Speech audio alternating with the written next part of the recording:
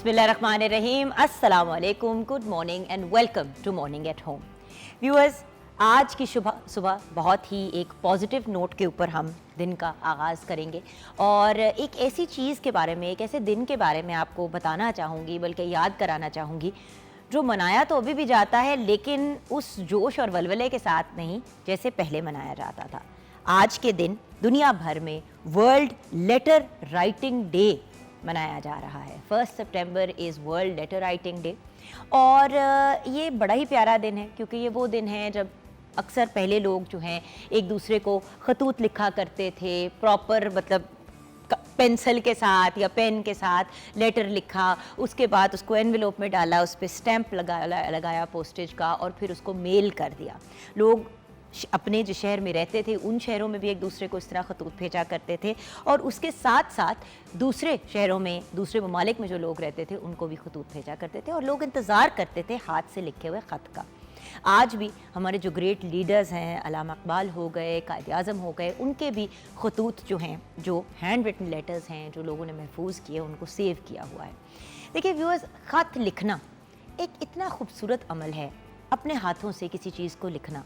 अब तो खैर वो पता नहीं क्या क्या डिफरेंट किस्म की ऐप्स आ गई हैं जिनके अंदर आप वॉइस के थ्रू बता देते हैं कि क्या लिखना है और वो उसके लगभग करीबी चीज़ें आपको भेज देते हैं और फिर आप उसमें से कोई चीज़ कट कॉपी पेस्ट करके लगा देते हैं। लेकिन ख़ुद किसी चीज़ को लिखना, अपने दिल से लिखना, अपनी फीलिंग्स का इजहार करना, किसी जगह पे हैं उस जगह का बताना। आपको याद होगा कि एक ज़माने में जो पोस्ट कार्ड्स हैं वो भी बहुत ज़्यादा भेजे जाते थे, बल्कि जब मैं भी ट्रैवल किया करती थी, जब मैं छोटी थी, जब मैं यूनिवर्सिटी गई, उस ज़माने में भी थोड़ा बहुत अभी सिलसिला था उसका पोस्ट कार्ड था। वो और बात थी कि वो लोग प्रिंट करके फिर उसके ऊपर चीज़ें भेजते थे।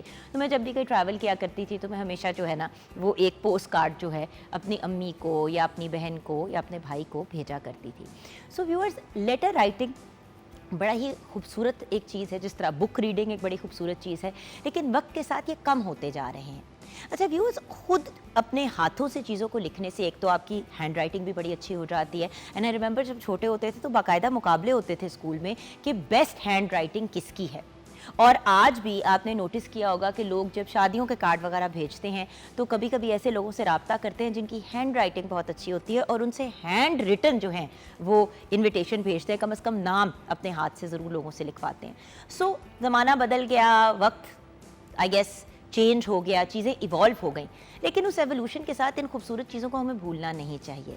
जो हम कट कॉपी पेस्ट करके तस्वीरें लगा देते हैं या मीम्स लगा देते हैं, किसी को बर्थडे भी विश करनी हो तो वो हम कहीं से कॉपी करके लगाते हैं। तो आज व्यूअर्स ये रिक्वेस्ट करनी है कि खुद लिखा करें, खुद कोई चीज़ जो है अपने दिल से जो एक्सप्रेस की हुई चीज़ होती है उसकी फीलिंग्स और उसकी सेंटिमेंट्स बिल्कुल फ़र्क होती हैं, ना कि हम कहीं से कॉपी करें। हाँ, आप बड़े लोग जो फेमस पोइट्स हैं, शायर हैं, उनके अशार या कोई किसी की लिखी हुई बात लिखें, उसके नीचे लिखें कि वो किसकी लिखी हुई चीज़ है। बहुत से लोग खतूत का आगाज़ किसी शेर से करते हैं और फिर नीचे लिखते हैं। तो मैं रिक्वेस्ट करना चाहूँगी सबसे कि प्लीज़ अपनी फैमिलीज़ में भी इस चीज़ को इनकरेज करें। अब जब भी कोई खुशी का मौका होता है, बर्थडे हो गई, जैसे कि फादर्स डे हो गया, मदर्स डे हो गया, तो हम अपने बच्चों को इनकरेज करते हैं कि अपने हाथ से कोई चीज़ बनाएं और उसके ऊपर लिखें ज़रूर। अब मेरा बेटा हमज़ा माशाल्लाह 17 साल का हो गया, लेकिन वो भी हर बर्थडे पे मुझे कुछ लिख के ज़रूर देता है। मेरे हस्बैंड को भी बहुत ये मैटर करता है। एक दिन मुझे याद है, कुछ साल पहले मैंने बर्थडे प्रेजेंट दिया तो साथ में कार्ड लिखने का मेरे पास टाइम नहीं था, तो बाकायदा फैसल ने गिला किया। He said where is my card. मैंने कहा वो मुझे टाइम नहीं मिला। ही सेड बेब, याद रखने वाली और यादगार चीज़ तो वो होती है। सो फिर मैंने बाकायदा जाके कार्ड लिया और उसके ऊपर लिखा और अपने हस्बैंड को अगले दिन प्रेजेंट किया। लेकिन ये खुद अपने हाथों से कोई चीज़ लिखना, अपनी फीलिंग्स को एक्सप्रेस करना बड़ा मैटर करता है। और स्पेशली अगर माँ बाप अपनी औलाद को चीज़ें लिखें, बच्चे आपको लिखें। अब हम क्या करते हैं, हम बस व्हाट्सएप पे लिख के भेज देते हैं, चले वो भी ठीक है, लेकिन लिखें ज़रूर। लिखने का अमल पढ़ने के अमल की तरह एक बहुत ही ब्रिलियंट चीज़ है और ये हमारे माइंड को भी एक्सपैंड करता है, हमें ग्रो करने का भी मौका देता है। देखिए अब तो सोशल मीडिया का ज़माना है, आपने व्हाट्सएप पे वीडियो कॉल की, कोई अमेरिका, अफ्रीका, जर्मनी, किसी भी दुनिया के कोने में बैठा है, हम उनसे रब्ता करके बात कर सकते हैं। लेकिन एक ऐसा भी वक्त था जब आपको प्रॉपर मेल सिस्टम के थ्रू किसी का हाल चाल पता करना होता था। फ़ोन भी अगर करते थे तो वो ज़रूरी नहीं होता था कि रब्ता हो पाए, आवाज़ क्लियर है, या 100 और मसाइल होते थे। लेकिन ख़त वो चीज़ होती थी जिसका लोग वेट करते थे। और एक रोमांस का भी ये तरीका होता था, writing letters to each other. So the point is telephone से बंदा फ़ोन करके अपनी फीलिंग्स एक्सप्रेस कर देता है, बहुत सी चीज़ें कर लेता है। जो चीज़ रह जाती है ना, वो रिटन वर्ड है कि आपने लिख के क्या कहा या क्या किसी को भेजा। अब मेरे पास अभी भी कुछ ऐसी चीज़ें हैं जो मामा ने मुझे कार्ड्स बर्थडे पे दिए, कुछ ऐसे रिलेटिव्स जानने वाले, कुछ ऐसे लोग हैं जो अब दुनिया में भी नहीं हैं, लेकिन उनकी लिखी हुई चीज़ें मेरे पास पड़ी हैं। सो व्यूअर्स, इस चीज़ को ज़रूर इनकरेज करें, अपने घर के अंदर भी इनकरेज करें और अपनी फैमिली में भी इस चीज़ को इनकरेज करें। और ऑब्वियसली अगर आप एक लेटर लिखेंगे तो आपको भी उस लेटर का जवाब आएगा, तो पहल आप भी कर सकते हैं। और इस पूरी प्रोसेस में ऑब्वियसली अगर आपने डाक के थ्रू नहीं भी भेजना तो आप डिफरेंट कोरियर सर्विसेज हैं उनके थ्रू भी खतूत भेज सकते हैं। आई नो दूसरा ऑप्शन ये है कि भाई इंटरनेट के थ्रू आपने ईमेल कर दी कोई चीज़, चले ईमेल ही कर दें, लेकिन खुद लिखें, किसी की कॉपी की हुई फॉलो की हुई चीज़ नहीं। बल्कि हमारे साथ शेफ़ तैयबा अल्ताफ़ हैं, उनसे भी उनका ओपिनियन लेती हुई मुस्कुरा रही थी और सर हिला रही थी। आपने भी अगर हमसे कांटेक्ट करके कोई बात करनी है तो 042992000648 पे कर सकते हैं। मॉर्निंग एट होम हमारा फेसबुक का पेज है। अस्सलाम वालेकुम शेफ़ तैयबा। आपने तो यादें ताज़ा कर दी बचपन की, जब वेट होता था कि खाला ने लेटर जो है वो पोस्ट कर दिया होगा और 1-2 दिन में हमें मिलेगा, और इतनी हम एक्साइटमेंट के साथ बैठे हुए होते थे और घर का कोई बड़ा जो है ना, जैसे अम्मी ने या कोई, वो फिर पढ़ के सुनाते थे और उसमें हर कोई मेंशन्ड होता था। मतलब तैयबा की भी बात हो गई, घर वालों की भी बात हो गई, अम्मा अब्बा की भी हो गई, बाकी आपके सिबलिंग्स की भी हो गई। वो फिर हर बंदे का हाल भी पूछा जाता था, उनके लिए छोटा सा कोई पैगाम भी भेजा जाता था। वो बड़ी एक मुख्तलिफ सी फीलिंग होती थी। और उसमें जो एक राइटिंग स्टाइल होता था वो मुझे याद है कि बहुत टाइम तक वही चलता रहा, जो आपका जो है वो सलाम लेने का तरीका बड़े अदब के साथ, और वो बड़ी उम्मीद करता हूँ कि या करती हूँ कि आप खैरियत से होंगे और हम लोग भी बिल्कुल ठीक हैं। आप बताइए आजकल क्या चल रहा है हमारी जिंदगी में। तो फिर पूरी एक वो दास्तान होती थी कि ये और फिर एंड में ये कहा जाता था कि और हाँ फलां कैसी है, फलां कैसी है, वो पास हो गई अपने पेपरों में, उसने अपनी जॉब स्टार्ट कर दी। यू नो इस किस्म की बातें। आई डोंट नो, हाथ से लिखे हुए की अपनी वैल्यू, आप जो भी टाइप कर लें, that hand written thing actually लगता है कि वो इंसान आपके सामने आ गया और बिल्कुल उनको संभाला भी जा सकता था। आजकल तो मोबाइल में नोटिफिकेशन आ जाते थे, साथ में वो तस्वीर खिंची हुई जो प्रिंट वाली तस्वीर होती थी वो भी साथ अक्सर भेजी जाती थी कि मतलब थोड़ा सा एक वो हाईलाइट देने के लिए कि ये हो रहा है। किसी की सालगिरह या कोई मौका गुजरा तो लोगों ने बाकायदा तस्वीरें निकलवा के 6-7 भेजी कि भाई आपके पास भी होनी चाहिए। फिर लोग उनको अपने फ्रेम्स में लगाते थे। तो बड़े अच्छे वक्त थे, बहुत अच्छे वक्त थे। खैर अच्छे वक्तों की बात कर रहे हैं तो कोई अच्छी सी डिश भी बनानी सिखा। बड़ी अच्छी और बहुत सिंपल रेसिपी है आज अचारी चिकन। इसके इंग्रेडिएंट्स मैं आपको बता देती हूँ।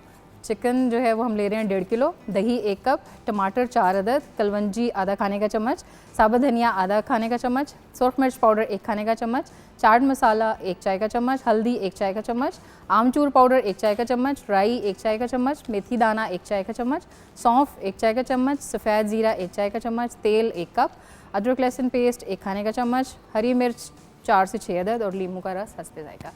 व्यूअर्स बहुत सिंपल रेसिपी है। आपने क्या करना है, सबसे पहले दही में अदरक लहसुन की पेस्ट ऐड करके और उसमें जो ये सारे मसाले मैंने बताए इनको आपने ग्राइंड कर लेना है। ग्राइंड इसलिए करना है क्योंकि बच्चे फिर आपको पता पसंद नहीं करते, मुंह में आता है, तो इसलिए ग्राइंड वो पाउडर फॉर्म में होगा तो ज़्यादा बेहतर है। और उस सारे मसाले को आपने दही में ऐड करके चिकन जो है वो मैरिनेट कर दे रहे हैं 3 से 4 घंटे। मेरे पास यहाँ पे टाइम नहीं था तो मैंने इसको पहले से डिप करके रखा हुआ है। उसके बाद हम क्या करेंगे कि जो हमारे पास टमाटर हैं वो चॉप करके, फाइन चॉप करके उसको हम ऑयल में ऐड करेंगे, अच्छी तरह उनको पका लेंगे। जब वो नरम हो जाएंगे तो उसमें ये सारा मिक्सचर अपना ऐड करके इसी दही के पानी में ही ये चिकन भी हमारा रेडी हो जाएगा। और इसको अच्छी तरह भून के, और साथ मेरे पास ये सब्ज़ मिर्चें हैं जो कि अचारी मिर्च होती है, इसको हम भर लेंगे इसके सीड्स निकाल के इसी मसाले के साथ, और इसको भी एंड में ऊपर चिकन के साथ सर्व करेंगे। और साथ में रायता है, सैलड है, आप ज़रूर ट्राई कीजिएगा। Thank you. वैसे एक बात का मुझे ख्याल ज़रूर आया व्यूअर्स कि जिस तरह तैयबा जी बना रही है अभी अचारी चिकन, अब 1-2 लोग हैं जिनको मैं जानती हूँ जिनको अचारी चिकन पसंद है, अगर ख़त के थ्रू उनको बताया जाता तो तब तक तो अचारी चिकन भूस जाती या हमें फेंकनी पड़ जाती, लेकिन जब तक वो हमारे तक पहुँचते। तो हाँ, इस चीज़ का ज़रूर एक फ़र्क पड़ता है कि आप किस फॉर्म से किस चीज़ के लिए कम्युनिकेट करते हैं। मैं भी एक सीक्वेंस मैंने बनाया था, मैं आपके साथ ज़रूर शेयर करना चाहूँगी कि भाई एक बड़ी इंटरेस्टिंग प्रोसेस हुआ करती थी। एक दूसरे से रब्ता करने की। एक फ़ोन होता था और एक लेटर्स होते थे। मैं उस टाइम से शुरू करती हूँ जब फ़ोन्स होते थे, लेकिन ये वो वक्त था जब जिसके पास फ़ोन होता था उसको बड़ा अमीर कंसिडर किया जाता था और हर बंदे के घर में टेलीफोन नहीं होता था, और अगर होता भी था तो इंटरनेशनल कॉल करना या शहर से बाहर कॉल करना इतना महंगा होता था कि ख़त या पोस्ट कार्ड ही बेहतरीन तरीका होता था। अच्छा, उसके बाद फैक्स मशीन आ गई, लेकिन फैक्स मशीन आपको भी पता है कि बेसिकली दफ्तरों में इस्तेमाल की जाती थी। एक दूसरे को मतलब एक तरह से एक फ़ोटो कॉपी हो जाती थी जो आप कह रहे थे कर रहे थे। अच्छा, उसके बाद ज़िंदगी मज़ीद चेंज हुई, फिर हम एक क्लिक पे आ गए। अच्छा, लेकिन उस एक क्लिक पे हम आए एसएमएस के थ्रू जब सेल फोन्स आए। ठीक है, सेल फोन के थ्रू आप एक दूसरे को मैसेज भेज सकते थे, लेकिन वो बटनों वाला फ़ोन होता था, इतना अनकंफर्टेबल होता था कि आप मतलब एक दो वर्ड्स ही लिख के किसी को भेज देते थे। अच्छा, फिर सेल फोन्स के भी डिफरेंट टाइप्स आने शुरू हो गए, कंप्यूटर्स ईजाद हुए, उसके थ्रू लोग ईमेल्स भेजते थे। फिर फ़ोन में भी ये फैसिलिटी आ गई कि आपके पास पूरी की पूरी अपनी मतलब ईमेल करने की फैसिलिटी, माइक्रोसॉफ्ट ऑफिस, सारा कुछ आ गया। अच्छा, फिर कीपैड वाले फ़ोन से हम टच स्क्रीन फ़ोन्स पे आ गए। अब तो खैर ऑलमोस्ट सारे ही फ़ोन टच स्क्रीन होते हैं। देन लेकिन एक फ़ोन है वो जो पहले वाला होता था बटनों वाला, उसका नाम नहीं मैं लूँगी ब्रांड का, लेकिन वो आज भी जो पुराने लोग हैं वो उसी को पसंद करते हैं। वो कहते हैं वो 1800-2000 रुपये का फ़ोन है, डजंट मैटर, हमें वही चाहिए, दूसरा वाला नहीं चाहिए, क्योंकि उस फ़ोन में पता नहीं क्या चीज़ थी कि उसको आप दीवार में भी मारते तो वो टूटता नहीं था, वो इतना सॉलिड था। और आजकल के फ़ोन इतने महंगे महंगे ज़मीन पे गिरते हैं तो क्रिच करके उनकी स्क्रीन टूट जाती है। खैर, वहाँ से जर्नी प्रोग्रेस हुई और हम टच स्क्रीन पे आ गए, और अब तो वो वाली बात है कि आप वॉइस नोट वाला जो बटन दबाते हैं रिकॉर्डिंग का, उसको दबा के आपने बता दिया कि आपने किस चीज़ के बारे में लिखना है या कहना है, तो अंग्रेज़ी, जर्मन, फ्रेंच, किसी भी ज़बान के अंदर आपको उसका पूरा लिखा हुआ आ जाता है। तो वर्ल्ड हैज़ इवॉल्व्ड, लेकिन रिटर्न वर्ड की अपनी वैल्यू है। वो ईमेल से भेज दें, खत भेज दें, आप किसी को व्हाट्सएप कर दें, व्हाटएवर, लेकिन लिखा हुआ और खुद लिखी हुई चीज़ की वैल्यू वहीं की वहीं खड़ी है। यहाँ पे हम ब्रेक की तरफ जाएंगे। ब्रेक के बाद जब वापस आएंगे तो एक बहुत ही सीरियस इशू के बारे में हमने बात करनी है। हमें क्लिनिकल डाइटिशियन ज्वाइन करेंगी, डॉक्टर शर्मीन यासीन, उनसे बात करेंगे। आप हमारे साथ रहिएगा।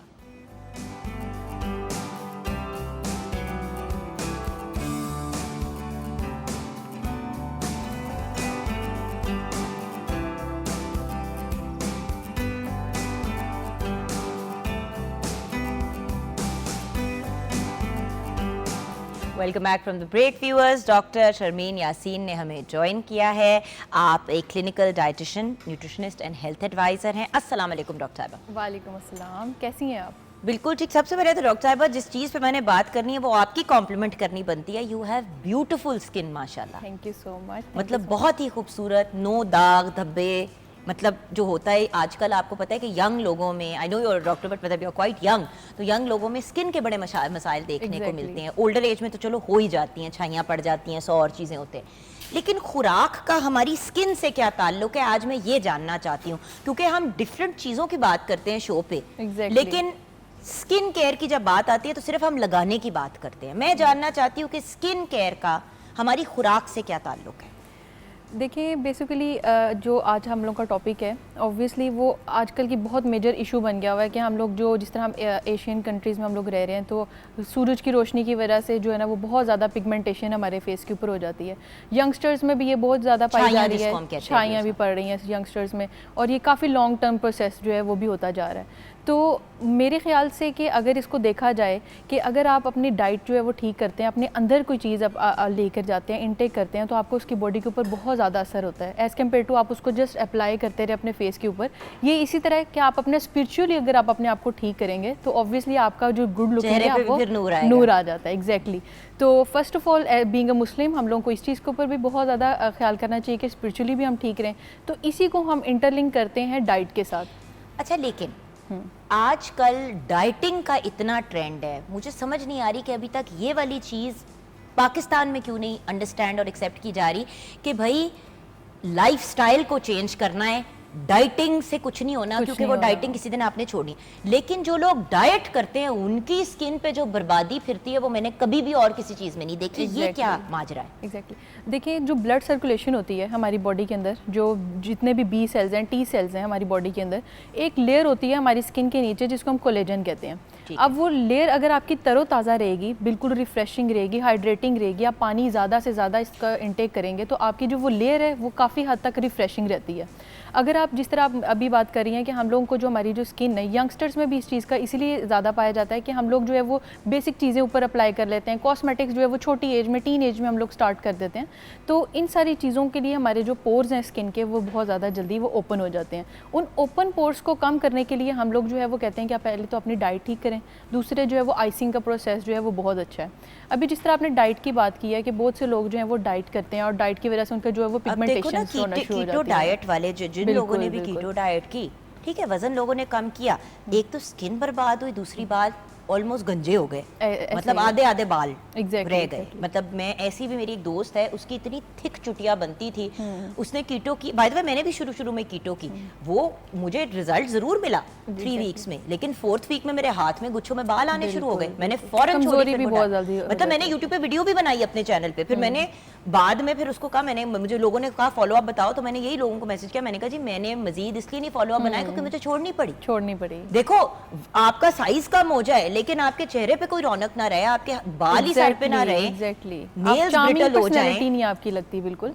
तो ऐसा ही है कि जब आप जो आजकल की जो मॉडर्न लाइफ में देखा जाए तो इंटरमिटेंट फास्टिंग जो है वो बहुत बेहतरीन चीज़ है एज़ कम्पेयर टू आप कीटो डाइट कर रहे हैं या आप लो रिस्ट्रिक्टेड डाइट जो आप फैट डाइट जिसको हम कहते हैं वो आप कर रहे हैं, या कोई भी आप डाइट कर रहे हैं, तो उससे ज़रूरी होता है कि हर चीज़ को आप बजाय अपनी ज़िंदगी से बिल्कुल एक्सक्लूड कर दें, आपने उस चीज़ को लिमिट करना होता है। हर चीज़, हर मिनरल आपकी बॉडी को चाहिए। हम लोग डाइटिशियन न्यूट्रिशन से कंसल्ट नहीं करते और हम लोग जो है वो खुद से डाइट जो है वो कर रहे होते हैं।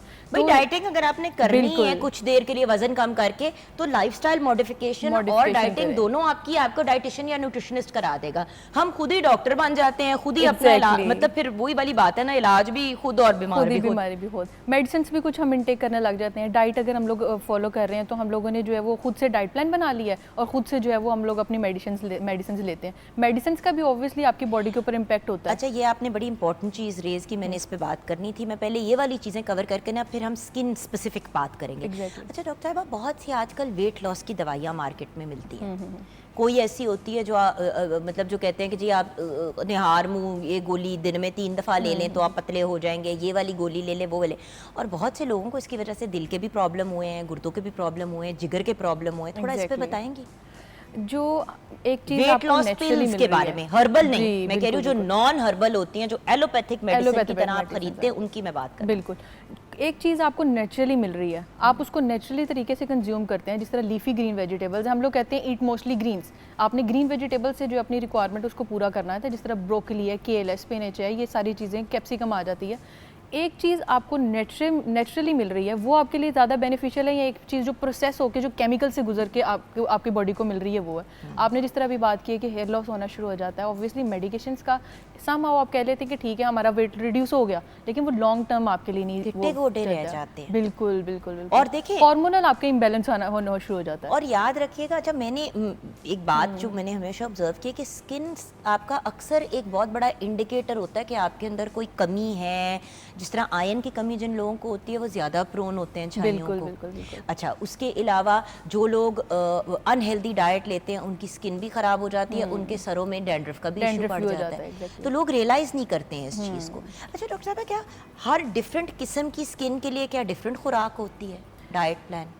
स्किन के लिए नहीं हम कह सकते, लेकिन हम डिफरेंट बॉडी की नीड कह सकते हैं। अब देखो ना, जिस तरह जिसकी ड्राई स्किन है उसकी पूरी बॉडी, अब जिस तरह I have very dry skin, head to toe मेरी स्किन ड्राई है, राइट? अब मेरे जैसा बंदा खुराक में क्या ऐड कर सकता है अपनी स्किन को नॉर्मल की तरफ ले जाने के लिए? और ऑयली स्किन वाला बंदा क्या ले सकता है कि उसकी स्किन थोड़ी सी ड्राई हो जाए ताकि इतना ज्यादा ऑयल ना उसकी बॉडी प्रोड्यूस करे? जो ऑयली स्किन वाले हज़रात हैं उनसे ये गुजारिश है कि आप जो है वो ऑयली और जो प्रोसेस फूड होता है उसको जो है अवॉइड करें। जिस तरह निम्को मिलती है मार्केट से, चिप्स मिलती है, जो भी प्रोसेस फूड आपको मिलता है, समोसे, पकौड़े, इस तरह की चीज़ें, ऑब्वियसली दिल तो करता है। अब हम लोग पाकिस्तानी, हमारा ट्रेडिशनल फूड जो है ना वो हम लोगों ने खाना ही होता है। देखो ना, तो जलेबी आए, एक पीस खा ली, अपनी ख्वाहिश पूरी कर ली, ना कि आपने इतने बड़े बड़े वो 4 पीस उसके खा लिए। अगर आप वाकई में अपना ख्याल रखना चाहते हैं तो ऑब्वियसली इन चीज़ों को थोड़ा सा लिमिट करना आपने अपनी लाइफ के अंदर। और जो लोग, जिस तरह आप ड्राइनेस की बात कर रही हैं, अगर आप देखें कि जो मॉडर्न एक प्रोसीजर हम लोगों ने निकाला है कि आइसिंग का जो प्रोसेस है, अगर आप आइसिंग करते हैं, अपने फेस के ऊपर आइस लगाते हैं, कच्चा दूध जो है उसको अगर आप उसके क्यूब्स में, जो हम लोग ट्रे रखते हैं अपने फ्रीज़र के अंदर, उस कच्चे दूध के आप क्यूब्स बना लें और उससे अपनी आइसिंग करें, तो वो इतनी बेनिफिशियल है। जो जिन हज़रात की जो है वो करती हैं जी बिल्कुल लग रहा है बिल्कुल। माशाल्लाह। और इससे बहुत हाइड्रेटिंग रहती है, रिफ्रेशिंग रहती है आपकी जो स्किन है। ये जो पफीनेस आंखों के नीचे हो जाते हैं या हल्के पड़ जाते हैं लोगों के, उनके लिए भी बहुत अच्छी है कि वो जो ना उसके अंदर थोड़ा सा रोज़ वाटर ऐड कर लें। आप उसके काफ़ी डिफरेंट मेथड्स होते हैं, रोज़ वाटर ऐड करके डाल सकते हैं, ग्लाइसरीन ऐड करके डाल सकते हैं आप उसके अंदर, साथ में कच्चा दूध आप उसके अंदर ऐड करके डाल सकते हैं और उसकी आइसिंग करें तो वो बहुत बहुत बेनिफिशियल है। होता ही है कि गर्मी के मौसम में हमारा अक्सर रंग ख़राब हो जाता है, हमारी जो वेसल्स होती हैं, ब्लड वेसल्स जो होती हैं हमारी, वो काफ़ी हद तक एक्सपेंड हो गई होती हैं। उनको वापस अपनी पोजीशन में लाने के लिए हमने क्या करना होता है, जब हम आइसिंग करते हैं ना, तो वो हमारी जो एक्सपेंड हुई हुई जो हमारी वेन्स होती हैं वो अपनी वापस जो है वो हालत में आ जाती हैं। तो आपका जो है वो काफ़ी हद तक जो है वो जो पिगमेंटेशन आपकी हुई होती है, पोर्स ओपन हुए होते हैं, वो भी काफ़ी हद तक जो है वो बेहतर हो सकते हैं अगर आप आइसिंग करें तो। सही। तो आइसिंग यानी कि ये जो हम ऑनलाइन वायरल वीडियोस देख रहे हैं कि वो डिफरेंट किस्म के शेप्स के फ्रोज़न बना लेते हैं और मुंह पे, तो आप उसको रेकमेंड करती हैं? बिल्कुल बिल्कुल मैं करती हूँ, लेकिन बहुत से अक्सर लोग ऐसे होते हैं जिनको आइसिंग सूट नहीं करती है, तो आप अपने स्मॉल पैच के ऊपर जो है वो लगा के देखें। लोगों की एक्स्ट्रा जो है वो सेंसिटिव स्किन होती है, तो वो स्मॉल पैच पे लगा के देख लें, लेकिन मेजरली इसकी कोई अच्छा, मेरी क्योंकि सेंसिटिव स्किन है तो मैं इसका एक ऑल्टरनेटिव मुझे मिला कि वो एक जेल मास्क जैसे मिलते हैं। बिल्कुल एलोवेरा जेल है, कुकुम्बर जेल्स आपके लिए बहुत नहीं, अच्छे जेल एज इन वो एक बना होता है, मास्क ही बना होता है और उसके अंदर फिलिंग हुई होती है। तो आप ये भी कर सकते हैं कि आपने उसको मुंह को सिर पे लगाने से पहले अपने पूरे फेस एंड नेक के ऊपर आपने एलोवेरा लगा ली और फिर उस ठंडे मास्क को अपने मुंह पे ऐसे लगा लिया, तो उससे होता ही है कि वो अब्जॉर्ब भी हो जाता है और थोड़ी स्किन आपकी कूल डाउन भी हो जाती है। सो अगर फ्रोजन नहीं यूज कर सकते तो एटलीस्ट फ्रिज में ठंडा हुआ वो जेल वाला मास्क भी, क्योंकि आपने देखा अंडर आई के लिए भी उस किस्म के बहुत से मास्क आ गए हैं। बिल्कुल। अच्छा, अब मैं बढ़ना चाहती हूँ ड्रिंक्स की तरफ। डिटॉक्स वाटर हर बंदा बात करता है, कुछ इसके बारे में आप गाइड करेंगे? क्योंकि एक ज़माने में डिटॉक्स वाटर्स बॉटल्स में लोगों ने बना के बेचने शुरू कर दिए, जिसकी वजह से बहुत से लोग बीमार भी हुए। उनका रंग ब्राउन से कलर का, आपको याद, खैर you are quite young, but मतलब अबाउट 10 इयर्स को ब्राउन से कलर के वो पानी से आते थे और डिफरेंट ब्रांड्स बनाते थे, मतलब लोकल टाइप ही, बट मतलब लोगों ने घरों में बिजनेस स्टार्ट किया हुआ है कि बस आपने यही पानी पीना है। लोगों के गुर्दों के इश्यूज हो गए, जिगर के इश्यूज हो गए, तो ये डिटॉक्स वाटर है क्या और सही वाला डिटॉक्स वाटर कौन सा है? मेरे ख्याल में अगर आप देखें कि आजकल जो न्यू रिसर्चेज आ रही हैं उसके अकॉर्डिंग जो डिटॉक्स वाटर है वो इतना ऐसे आप कह लें कि क्योंकि हमारी जो मॉडर्न रूटीन है वो बहुत ज़्यादा बिजी हो चुकी है, हमारे पास इतना टाइम नहीं है कि हम वो सारी चीज़ें कट करके रखें और वो सारा चीज़ें करें। और दूसरी बात है, तो पानी ही है ना बेसिकली, तो आपको आपने वो basically it's a way of making you drink more water. जो चीज़ें आपको चाहिए वो तो आप उसको बाहर निकाल देते हैं, जो चीज़ें आपने कंज्यूम करनी थी वो तो आपने बाहर निकाल दी, तो आपकी बॉडी को क्या मिलेगा? बेहतरीन जो एक क्विक रेसिपी या रेमेडी जो है वो मैं आपको बताती हूँ कि अगर आप रिफ्रेशिंग और हाइड्रेटिंग रहना चाहते हैं, अपनी स्किन को ग्लोइंग बनाना चाहते हैं, तो आपके पास सबसे अच्छी चीज़ जो वो गूंद कतीरा जो हम लोग लेते हैं वो पानी में आप ऐड कर सकते हैं। चिया सीड आपके पास बहुत अच्छी ऑप्शन है, आप चिया सीड से जो है वो अपनी ले सकते हैं। गोंद कतीरा को अंग्रेजी में क्या कहते हैं? जी, गोंद कतीरा को अंग्रेजी में इट्स अ नेचुरल गम है, आप इसको कह लें कि एक नेचुरल गम है जो आप अपने पानी में इसको ऐड करके ले सकते हैं। ऑफिस वगैरह में आप अगर आप लेके जा रहे हैं तो आप इसको जो है वो अपने साथ ईजी टू कैरी आप अपने बैग में लेके जा सकते हैं। इट्स ए नेचुरल गम। ठीक है, बिल्कुल बिल्कुल। तो एक तो वो हो गया, उसके अलावा आपने दूसरा ऑप्शन क्या बताया था और क्या डाल सकते? Chia seed. अगर आपके पास टाइम नहीं है, आप पुडिंग नहीं बना सकते तो आप उसको जस्ट वाटर के अंदर इनटेक उसका कर लें। चिया सीड या बेसिल भी डाल सकते हैं, क्योंकि तुखमलंगा जो है ये दोनों डिफरेंट चीजें हैं। हाँ, I know they different things, but क्या उसकी जगह तुखमलंगा भी, क्योंकि हर बंदा चिया सीड्स अफोर्ड नहीं करता ना। अब आप मार्केट में देखें, आपको तुखमलंगा सस्ता मिल जाता है एग्जैक्टली। चिया सीड्स फिर जरा महंगे हो जाते हैं, वो 800-1000 रुपए की, जब और स्पेशली अगर इम्पोर्टेड हो तो और भी महंगे हो जाते हैं। तो ठीक है, अगर कोई नहीं इसको अफोर्ड कर सकता तो उसके लिए ये भी ठीक है कि वो तुखमलंगा भी ले ले। उसके भी ऐसे जो है वो काफ़ी ज़्यादा बेनिफिट्स हैं, एंटीऑक्सीडेंट है, एंटी रिच है, एंटी इन्फ्लेमेटरी प्रॉपर्टीज उसके अंदर है, आपकी जो इन्फ्लेमेशन का प्रोसेस है उसको काफ़ी हद तक बेहतर करता है, आपकी जो ब्लड सेल्स है उसको रेगुलेट करने में मदद देता है। पानी कितना पीना चाहिए? कोई कहता है 8 ग्लास, कोई कहता है 12 ग्लास, कोई कहता है 16 ग्लास, कुछ समझ नहीं आती कि कितना पानी पीना चाहिए। जो कोई कहता है वो बिल्कुल ठीक कहता है, क्योंकि हर बॉडी की जो नीड है वो डिफरेंट है। अच्छा। आपकी बॉडी की जो वाटर रिक्वायरमेंट है उसको अगर हम कैलकुलेट करें 25 मल्टीप्लाई अगर हम उसको करते हैं अपनी कैलकुलेशंस के मुताबिक तो वो बिल्कुल डिफरेंट निकलेंगी। अगर एक बंदा जो जिम कर रहा है उसकी बॉडी की वाटर रिक्वायरमेंट बिल्कुल डिफरेंट है, भी आ रहे हैं। बिल्कुल। लेकिन अगर एक बिल्कुल हेल्दी इंडिविजुअल है, नॉर्मली अगर रफली हम आइडिया दें तो आपने जो है वो 8 से 10 गिलास पानी जो है ना वो आपने ज़रूर इसके इंटेक करने हैं। तो हर बॉडी की जो है वो वाटर इंटेक जो है वो रिक्वायरमेंट डिफरेंट होती है। सो हर बंदे की अगर वाटर रिक्वायरमेंट डिफरेंट है, बट मिनिमम तो बता देना कि इतना तो पानी पीना चाहिए। 1 लीटर पानी, 1 से 1.5 लीटर पानी जो है ना वो हर बंदा जरूर ले। 6 ग्लासेस ऑफ वाटर मिनिमम पिए। 6 to 8 मिनिमम आप कह क्योंकि लीटर जो है ना वो तो 4 ग्लास होता है ना, तो अगर हम 1.5 से 2 लीटर की बात, तो 8 ग्लासेस 8 ग्लास पानी आपने व्यूअर्स डेली पीना है, ये हर बंदे ने पीना हर बंदे ने। बट ऑब्वियसली अगर जिम करते हैं तो आपने ज्यादा पीना है, अगर नहीं भी जिम करते, ब्रिस्क वॉक कर रहे हैं तो उसके लिए भी आपकी वाटर की रिक्वायरमेंट डिफरेंट होती है। मतलब जिस बंदे को बेसिकली पसीना ज्यादा आता है, क्योंकि देखिए आपके जिस्म से सारी नमकियात निकल जाती हैं और स्वेटिंग से आप डिहाइड्रेट हो जाते हैं, तो जब तक आप अपने आप को रिहाइड्रेट नहीं करेंगे तो आपके बॉडी में ऑब्वियसली इश्यूज आएंगे। फिर आप कहते हो कि जी मुझे प्री मैच्योर एजिंग हो रही है, मेरे मुंह पे रिंकल्स आ रहे हैं। लेकिन होता इसलिए क्योंकि मेलानिन जो है हमारे पास एक पिगमेंट है जो हमारी स्किन के अंदर मौजूद होता है। अगर ये पिगमेंट हम टाइमली, जिस तरह हम एशियंस हैं, हमारे अंदर ये ब्राउन पिगमेंट पाया जाता है, अगर ये पिगमेंट ज़्यादा होता जाएगा तो इसका मतलब है ये डी पिगमेंटेशन शुरू हो जाती है, जिसे वो अक्सर लोगों को जो वो ब्लीचिंग पाउडर लगा रहे होते हैं, पता नहीं क्या क्या कर रहे होते हैं, वो कैंसर की तरफ भी वो लोग जो है ना वो ज़्यादा माइल हो जाते हैं, उनको कैंसर की उनको ज़्यादा बीमारियाँ लग जाती हैं। तो ब्लीचिंग पाउडर, अगर मैं आपको एक बहुत सरप्राइजिंग आपको एक मैं चीज़ बताऊं, अगर जो लोग ब्लीच बहुत ज़्यादा अपने फेस के ऊपर करते हैं, ऑब्वियसली उनको जो है वो स्किन कैंसर्स के चांसेस ज़्यादा हो जाते हैं।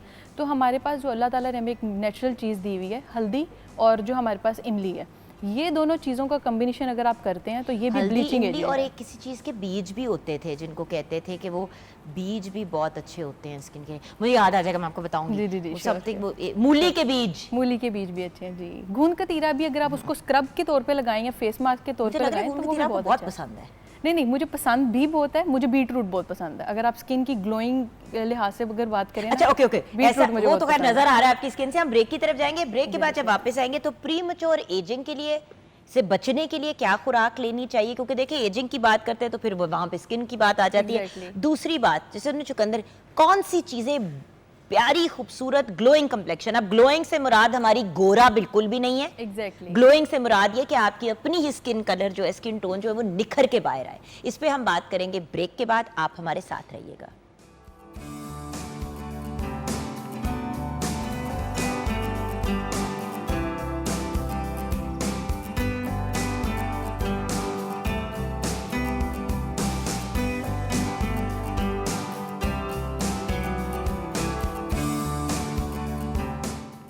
Welcome back from the break viewers. यकीनन जैसे ही मैंने एंटी एजिंग की बात की तो सारे के सारे बैठ गए, उन्होंने कहा भाई ब्रेक चाहे कितनी भी लंबी हो हमने कहीं नहीं जाना। डॉक्टर साहिबा एंटी एजिंग खुराक बताएं। एंटी एजिंग खुराक जो है वो सबसे पहले आपके पास जो आ जाती है वो ग्रीन वेजिटेबल्स हैं। जिस तरह अभी मैंने पहले बात की है कि जितनी आप ग्रीन वेजिटेबल्स खाते हैं उतनी आपकी जो पिगमेंटेशंस हैं वो काफ़ी हद तक बेहतर हो सकती है। विटामिन सी एंटी एजिंग का काम करता है, विटामिन ई जो है वो एंटी एजिंग का काम करता है। इसके साथ साथ जो है विटामिन B12 कोबैलामाइन जिसको हम कहते हैं, इट्स अ ब्यूटी विटामिन। ये औरतों को बहुत पसंद होता है क्योंकि ये आपकी नेचुरली जो है वो स्किन को बहुत अच्छा करता है, बालों के लिए आपके लिए बहुत अच्छा है, आपको काफ़ी हद तक जो है वो पिगमेंटेशन से भी बचाता है। अच्छा एक और चीज़, बायोटिन और B12 की क्या कनेक्शन है, क्योंकि अक्सर लोग जो है वो बायोटिन और B12 दोनों ले रहे होते हैं, डॉक्टर कहते हैं एक लो या दूसरा लो, तो इसका क्या, इसके पीछे क्या कहानी है? जो बायोटिन है B12 वो उसी का ही नाम है, मतलब बायोटिन जो B12 उसका फॉर्मूला हम उसको कह देते हैं कि B12 उसको हम कहते हैं। तो इसके अंदर अगर आप देखें कि एक ही मेडिसिन अगर आप उसको कंज्यूम कर लेते हैं, जेल फॉर्म में आपको मिल जाती हैं, आजकल जितनी मार्केट में प्रोसेस चीज़ें मिल जाती हैं, तो उसका भी आप इंटेक कर सकते हैं। ऑब्वियसली वो भी आपकी बॉडी के लिए बहुत हेल्पफुल है। मैं एक छोटी सी चीज़ ऐड करना चाहूँगी कि बहुत से लोग, अभी आपने ब्रेक पे जाने से पहले एक बात डिस्कस की कि लोग जो हैं वो बहुत चाहते हैं कि हमारी स्किन जो है वो गोरी हो जाए। अगर लोग इस तरह करना चाहते हैं तो ये मेरे ख्याल में कि ये इस तरह बिल्कुल भी नहीं करना चाहिए। अल्लाह ताला ने जो नेचुरल जी बिल्कुल चीज़ दी है। एक बड़ी खूबसूरत बात मैं आपको बताती हूँ कि अगर आप रेनबो को देखें, रेनबो के अंदर कितने डिफरेंट कलर्स हैं। बिल्कुल। अगर वो एक ही कलर की होगी तो वो बिल्कुल भी चार्म नहीं लगेगी। मतलब एक ही अगर येलो कलर निकल रहा है तो लोग उसको इतना अट्रैक्टिवली नहीं देखेंगे। तो इसी तरह अल्लाह ताला ने कायनात का निज़ाम बनाया हुआ है कि उसके अंदर हर कलर का अल्लाह ताला ने जो है ना वो इंसान बनाया। तो एंजॉय करें अपनी स्किन टोन को एंजॉय करें। और व्यूअर्स याद रखिए, देखिए जब आप जाते हैं और कोशिश करते हैं कि जी हम गोरे हो जाएं, ज़्यादा ज़्यादा आप क्या कर लेते हैं, ऊट पटांग चीज़ें लगा के अपने मुंह को गोरा कर लेते हैं, फिर भी आपके हाथ पांव बाकी बॉडी का रंग फर्क होता है। फिर इंसान टूटी फ्रूटी कलर का हो जाता है। तो कान और तरह के, गर्दन और तरह की। सो प्लीज मतलब अल्लाह ताला ने जैसे बनाया उसी को एनहांस करें ना। जो है कम से कम उसको तो खूबसूरत करें, बिल्कुल उसको तो पहले ठीक करें। ठीक से मुराद ये कि खुराक आपकी ठीक नहीं है, भूखे आप मर रहे हैं, डाइटिंग है आप कर रहे हैं, स्किन खराब हुई भी है, बाल खराब हुए हैं, हाँ जी, वेट कम है। अच्छा, अब हमने अपनी स्किन को गोरा भी करना है तो मजीद और केमिकल सिस्टम में डाले, अंदर से ऑर्गन बिल्कुल ही जीरो हो गए, जीरो हो जाते हैं। एग्जैक्टली। अच्छा, चुकंदर की बात करी थी। जी जी, चुकंदर जो है, मैं थैंक यू करती हूँ अल्लाह ताला को कि उसके अंदर अल्लाह ताला ने जो विटामिन सी जो है वो ऐड किया है। मुझे गर्मियों में भी बहुत पसंद है, सर्दियों में भी मुझे बहुत पसंद है। कैरेट के जूस के अंदर आप उसको ऐड कर सकते हैं, ऑरेंज जूस के अंदर आप भाई उसको ऐड कर ABC सकते हैं। जो है, एप्पल, बीटरूट एंड कैरेट्स, यानी कि सेब एक डाल दिया आपने, गाजर डाल दी और आपने एक चुकंदर डाल दिया, कंप्लीट आपको पैक मिल जाता है न्यूट्रिएंट्स का। वैसे एक बात बताऊं, अगर इसको चॉप करके थोड़ा सा स्टीम करके खा लें तो फिर भी बेहतर बहुत है। ज़बरदस्त हम पता है क्या करते हैं, उसका जूस निकाल लेते हैं। अब जूस निकाल के देते हैं तो पीछे क्या रहता है हमारे पास, जो उसके पीछे जो उसका प्लम्प रह गया वो उसके अंदर ही फाइबर। सारी जो फाइबर था, आपको उसके अंदर ही सारा बेनिफिट उसके मिलने थे। अच्छा, मैंने ये सुना है, सैलेड में बेहतरीन चीज़ है, आप अच्छा, ऐड कर सकते हैं। अच्छा, मैंने सुना है जिन लोगों को कॉन्स्टिपेशन होती है उनकी भी स्किन बहुत खराब होती है, इसके पीछे क्या रीज़न है? आपको कोई भी डाइजेस्टिव इशू बनता है, कोई भी आपका गट से, जो आपकी हर बीमारी जो है ना वो गट से शुरू होती है। जब आपका गट हेल्थ नहीं प्रॉपर होगी, आप अपनी गट का ख्याल नहीं रखेंगे, आपको डिफरेंट ऑर्गन्स में जो है वो इश्यूज आना शुरू हो जाते हैं। गट से शुरू होती है किडनी की प्रॉब्लम, कॉन्स्टिपेशन, जिस तरह अभी आपने बात की है, आपको आपकी जो स्किन है वो बहुत ज़्यादा ख़राब होने लग जाती है, आपकी कलर जो है वो बहुत डल होना शुरू हो जाता है, बाल गिरने लग जाते हैं। और हमारा जो गट है इसका ब्रेन के साथ भी बहुत ज़्यादा जो वो इंटरलिंक है। तो अगर हम अपनी गट का ख्याल रखेंगे तो कॉन्स्टिपेशन, जिस तरह अभी आपने बात की है, तो कॉन्स्टिपेशन का भी इस तरह से लिंक है कि आपके जो बॉडी के सेल्स हैं वो बहुत ज़्यादा जो है वो एक्सक्रीट होने लग जाते हैं और बहुत ज़्यादा जो है वो पजल होने शुरू हो जाते हैं हमारी ब्लड वेसल्स के अंदर, जिसकी वजह से जो है वो आपको, अब देखिए कॉन्स्टिपेशन के जो पेशेंट्स होते हैं उनके अंदर जो है वो ब्लड प्रेशर का भी बहुत ज़्यादा इशू आता है। जब ब्लड प्रेशर आपका बहुत ज़्यादा हाई चला जाएगा या बहुत ज़्यादा लो हो जाएगा तो उससे भी जो है वो आपकी पिगमेंटेशन। लेकिन डॉक्टर साहब, एक बात ज़रूर कहूँगी, व्यूअर्स, जिन लोगों के बच्चों को बहुत छोटी एज पे कॉन्स्टिपेशन का इशू होता है और कंटिन्यू करता है, प्लीज़ उसकी रेमेडी यंगर ईयर्स में ही ढूंढ लिया करें, अपने पीडियाट्रिशियन से या प्रॉपर नॉलेज से डिस्कस करके। होता ये कि देखिए, बच्चा पैदाइश से लेके फॉर एग्जांपल 18-20 साल की उम्र तक तो हमारे ही निगरानी में होता है। 18-20 साल तक अगर एक बच्चा कॉन्स्टिपेशन से गुजरता रहा है तो उसका डाइजेस्टिव सिस्टम ही नहीं ठीक होता। तो इसका प्लीज ख्याल रखा करें व्यूअर्स के, अगर आपको कॉन्स्टिपेशन का इशू है तो उसको जल्दी हल कराएं। लोग सीरियस नहीं लेते ना, कहते बस हर रोज नहीं जाते, 2-4-5 दिन के बाद चले जाते, ये नहीं रियलाइज करते कि ये आपके अंदर से कितना बेसिकली जहरीला मवाद बेसिकली अंदर पड़ा हुआ है ना आपके। कॉन्स्टिपेशन के लिए सबसे बेहतरीन चीज़ जो है वो खीरा है। अगर हम देखें कुकम्बर जो है वो अगर आप उसको जूस बना के भी लेते हैं या सैलेड में भी उसको अगर आप लेते हैं तो वो बहुत बेहतरीन चीज़ है आपके लिए। जिनको लॉन्ग टर्म कॉन्स्टिपेशन का रहते हैं उनके लिए गार्लिक बहुत अच्छी चीज़ है, एंटीऑक्सीडेंट, बिल्कुल एंटीऑक्सीडेंट रिच है ये। और इसके साथ साथ देखा जाए तो साइलम हस्क, जिसको हम इस्पगोल का छिलका कहते हैं, उसको दही में डाल के लें तो उससे भी काफ़ी हद तक जो है वो आपको कॉन्स्टिपेशन से आप लॉन्ग टर्म बच सकते हैं। अच्छा डॉक्टर, गुड फैट्स कौन से हैं? गुड फैट्स, क्योंकि फैट्स की पहले तो छोटे होते थे तो फैट आपका सबसे बड़ा दुश्मन है, कोई फैट वाली चीज नहीं खानी, बिल्कुल फैट फ्री डाइट होनी चाहिए। अच्छा, फिर अब कीटो डाइट आ गई है जिसमें निरा घिया है, मुझे समझ ही नहीं आ रही कि भाई फैट अच्छा है कि बुरा है और कौन सा अच्छा है कौन सा बुरा है, ये जरा बता दें। एक होता है ट्रांस फैट और एक होता है सैचुरेटेड फैट। दो तरह के फैट हैं। एक वो फैट है जो कि आपकी बॉडी के अंदर स्टक हो जाता है और आपको जो है वो कोई आपका जो ऑर्गन है, जिस तरह बहुत से लोग होते हैं उनकी पियर शेप बॉडी होती है, उनके थाइज जो है वो मोटे हो जाते हैं, या बहुत से ऐसे लोग होते हैं जिनकी एप्पल शेप बॉडी होती है, जिनके बाजू ऊपर से चौड़े होते हैं, उनकी चेस्ट जो है वो काफ़ी बड़ी होती है। तो ये वो दो तरह के लोग आ जाते हैं। अब अगर ट्रांस फैट और सैचुरेटेड फैट की बात की जाए तो जिन लोगों का पियर शेप आ जाती है उनको हम कहते हैं कि वो पास्ता जो है उसका जो फैट वहाँ से मिल रहा है आप उसको अवॉइड करें। गुड फैट्स की बात की जाए तो हमारे पास सबसे अच्छी जो ऑप्शन आती है वो नट से आती है, सनफ्लावर सीड से आती है, सेसम सीड से आपके पास आ जाती है, और जो आपके पास पम्पकिन सीड्स हैं उनसे जो है आपको बहुत गुड सोर्स ऑफ आपको जो है वो ऑयल फैट्स आपको मिल सकते हैं। तो आप अपनी डाइट में जो है वो सनफ्लावर ऑयल्स बहुत ज़्यादा उसको ऐड करें। वॉलनट्स हैं, पिस्ताचियोज़ हैं, कैश्यूज़ हैं। कैनोला ऑयल के बारे में आप क्या कहेंगी, अवॉइड करें? कैनोला ऑयल और वेजिटेबल ऑयल जो है वो बोथ जो है वो थोड़ा सा अपनी लाइफ में जो है वो बिल्कुल ख़त्म तो ये हम कह सकते हैं कि नहीं कर सकते हैं, लेकिन आप अपनी मॉडिफिकेशन इस तरह कर सकते हैं, उसके ऑलिव ऑयल आप यूज़ कर सकते हैं। अच्छा, अब ये मैंने पूछना था, जैतून का तेल, सरसों का तेल और कोकोनट ऑयल, इन तीनों में लोग खाना बहुत आजकल बना रहे हैं, इसके बारे में बताएं। एग्जैक्टली ऐसा ही है। जो वेजिटेबल ऑयल है वो आपकी बॉडी को जो है वो गुड फैट नहीं दे रहा होता। तो अच्छा, सरसों का तेल नहीं ठीक? सरसों का तेल भी ठीक है, लेकिन अब हम लोग जो मॉडर्न लाइफ से खुद निकाला हुआ वो एक, बिल्कुल बिल्कुल बिल्कुल हमें उसका टेस्ट डेवलप नहीं हम उसको कर सकते इतनी जल्दी, क्योंकि जिस तरह से हम लोग की वेजिटेबल डाइट के ऊपर हम लोग वेजिटेबल ऑयल वाली जो हम लोग डाइट ले रहे होते हैं, एकदम अगर हम कहेंगे कि आप सरसों का तेल का, जिन लोगों को शौकीन है, जो लोग खा सकते हैं, उनके लिए तो बहुत ही अच्छी चीज़ है। देसी घी? देसी घी बहुत बहुत अच्छी चीज़ है। आप लोग बजाय वेजिटेबल ऑयल यूज़ करने के आप देसी घी आप यूज़ करें। देसी घी से भी आपकी काफ़ी स्किन जो है वो ग्लोइंग हो सकती है। लोग तो स्किन के ऊपर भी देसी घी से मसाज करते हैं, देसी घी के अपने मुंह पे मसाज करते हैं, बालों में देसी घी लगाते हैं। और बाय द वे व्यूअर्स, जिन लोगों को कोई ऑयल नहीं सूट करता, मैं आपको पर्सनल अपने एक्सपीरियंस से बता रही हूँ कि मैंने बहुत से डिफरेंट ऑयल्स अपने बालों में लगाए हैं, लेकिन क्योंकि मेरे फाइन बाल है तो वो तेल निकलता ही नहीं है बालों से, बार बार शैम्पू करना पड़ता है। देसी घी वो वाहिद चीज़ है जो मैंने बालों में जब पहली दफ़ा लगाई तो मुझे बड़ी ऑड लगी। हमारी आप ही परवीन है, वो आती हैं, तो वो उन्होंने लगाई तो मैंने कहा ये क्या, वो कहती नहीं तेरे मुंह पे भी लगानी है बालों पे भी लगानी है। अच्छा, उन्होंने दोनों मुंह पे भी लगा दी और बालों पे भी लगा दी। अच्छा, स्किन में एक नेचुरल ग्लो आ गई, स्मूथनेस आ गई, कोई रफनेस नहीं रही, और बालों में से एक वॉश के बाद ही वो घी भी निकल गया और बाल भी स्मूथ हो गए। बिल्कुल।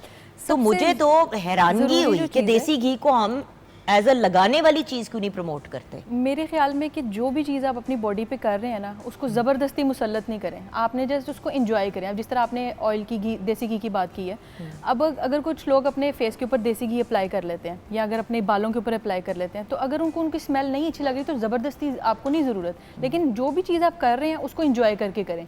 और एक जो छोटा सा एक पॉइंट है कि सिर्फ देखना मॉर्निंग शोज़ में या किसी की बातें सुनने से आपको असर नहीं होगा, आपकी बॉडी के ऊपर उसका जो है वो इम्पैक्ट नहीं आएगा, आपको करना भी पड़ता है। एग्जैक्टली। अक्सर लोग होते हैं वो क्या करते हैं, थोड़ी देर लगाते हैं, फिर उसके बाद उसको जो है ना वो कंटिन्यू नहीं करते हैं आगे, और फिर कहते हैं हमें तो कोई फ़र्क नहीं पड़ा।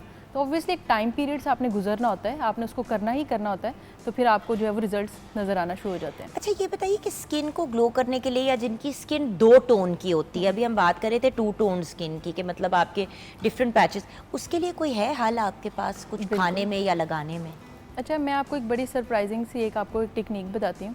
अगर आप इमली लें, इमली को थोड़ा सा पका लें और उसके अंदर से जो उसकी सीड्स हैं आप वो सेपरेट कर लें, उसका वो जो प्लम्प रह जाता है आपने उसको रखना है, और उसको अच्छे तरीके से उसके अंदर जो बाल वगैरह आते हैं आप उसको भी निकाल लें, और उसके अंदर जो है वो थोड़ा सा आप हल्दी का पिंच ऑफ जो है वो आप हल्दी भी अंदर ऐड कर लें, और थोड़ी सी शुगर उसके अंदर ऐड कर लें।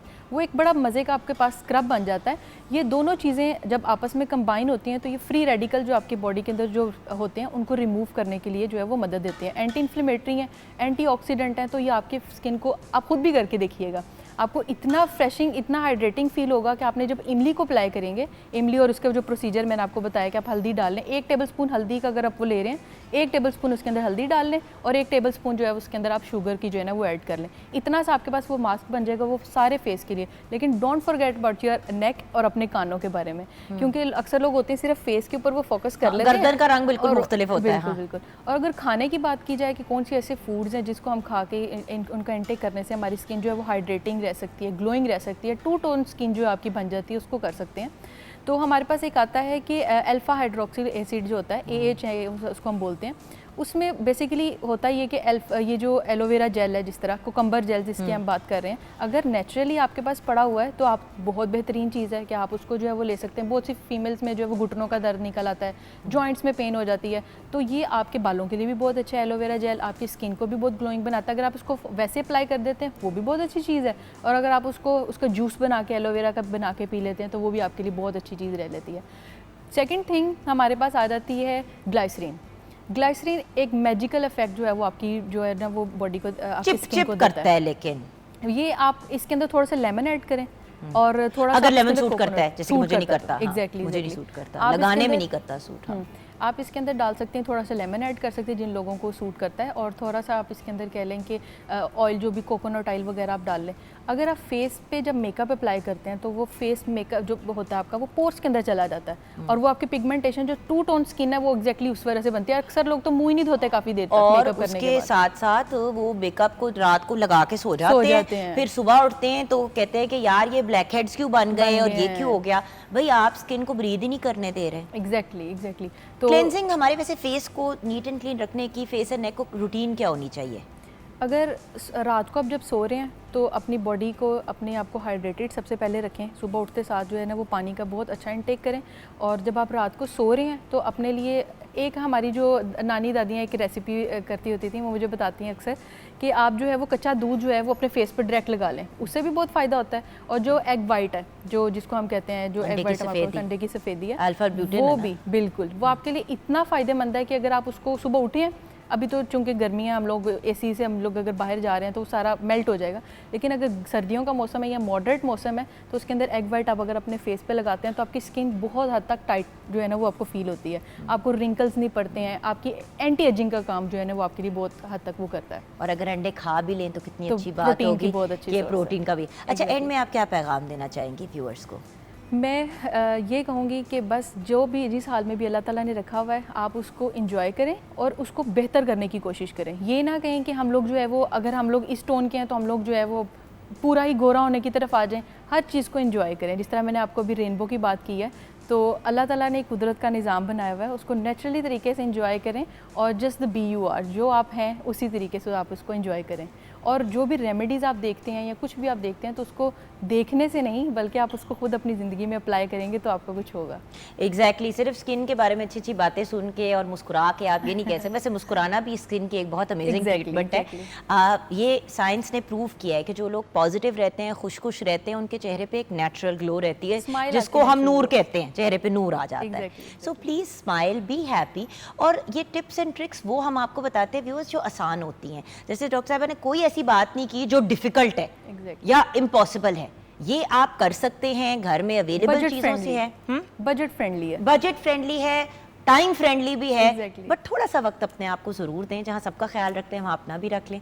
थैंक यू डॉक्टर साहिबा। व्यूअर्स छोटी सी ब्रेक की तरफ जाएंगे। ब्रेक के बाद एक बहुत बड़ा सरप्राइज़ है आपके लिए, आप हमारे साथ रहिएगा।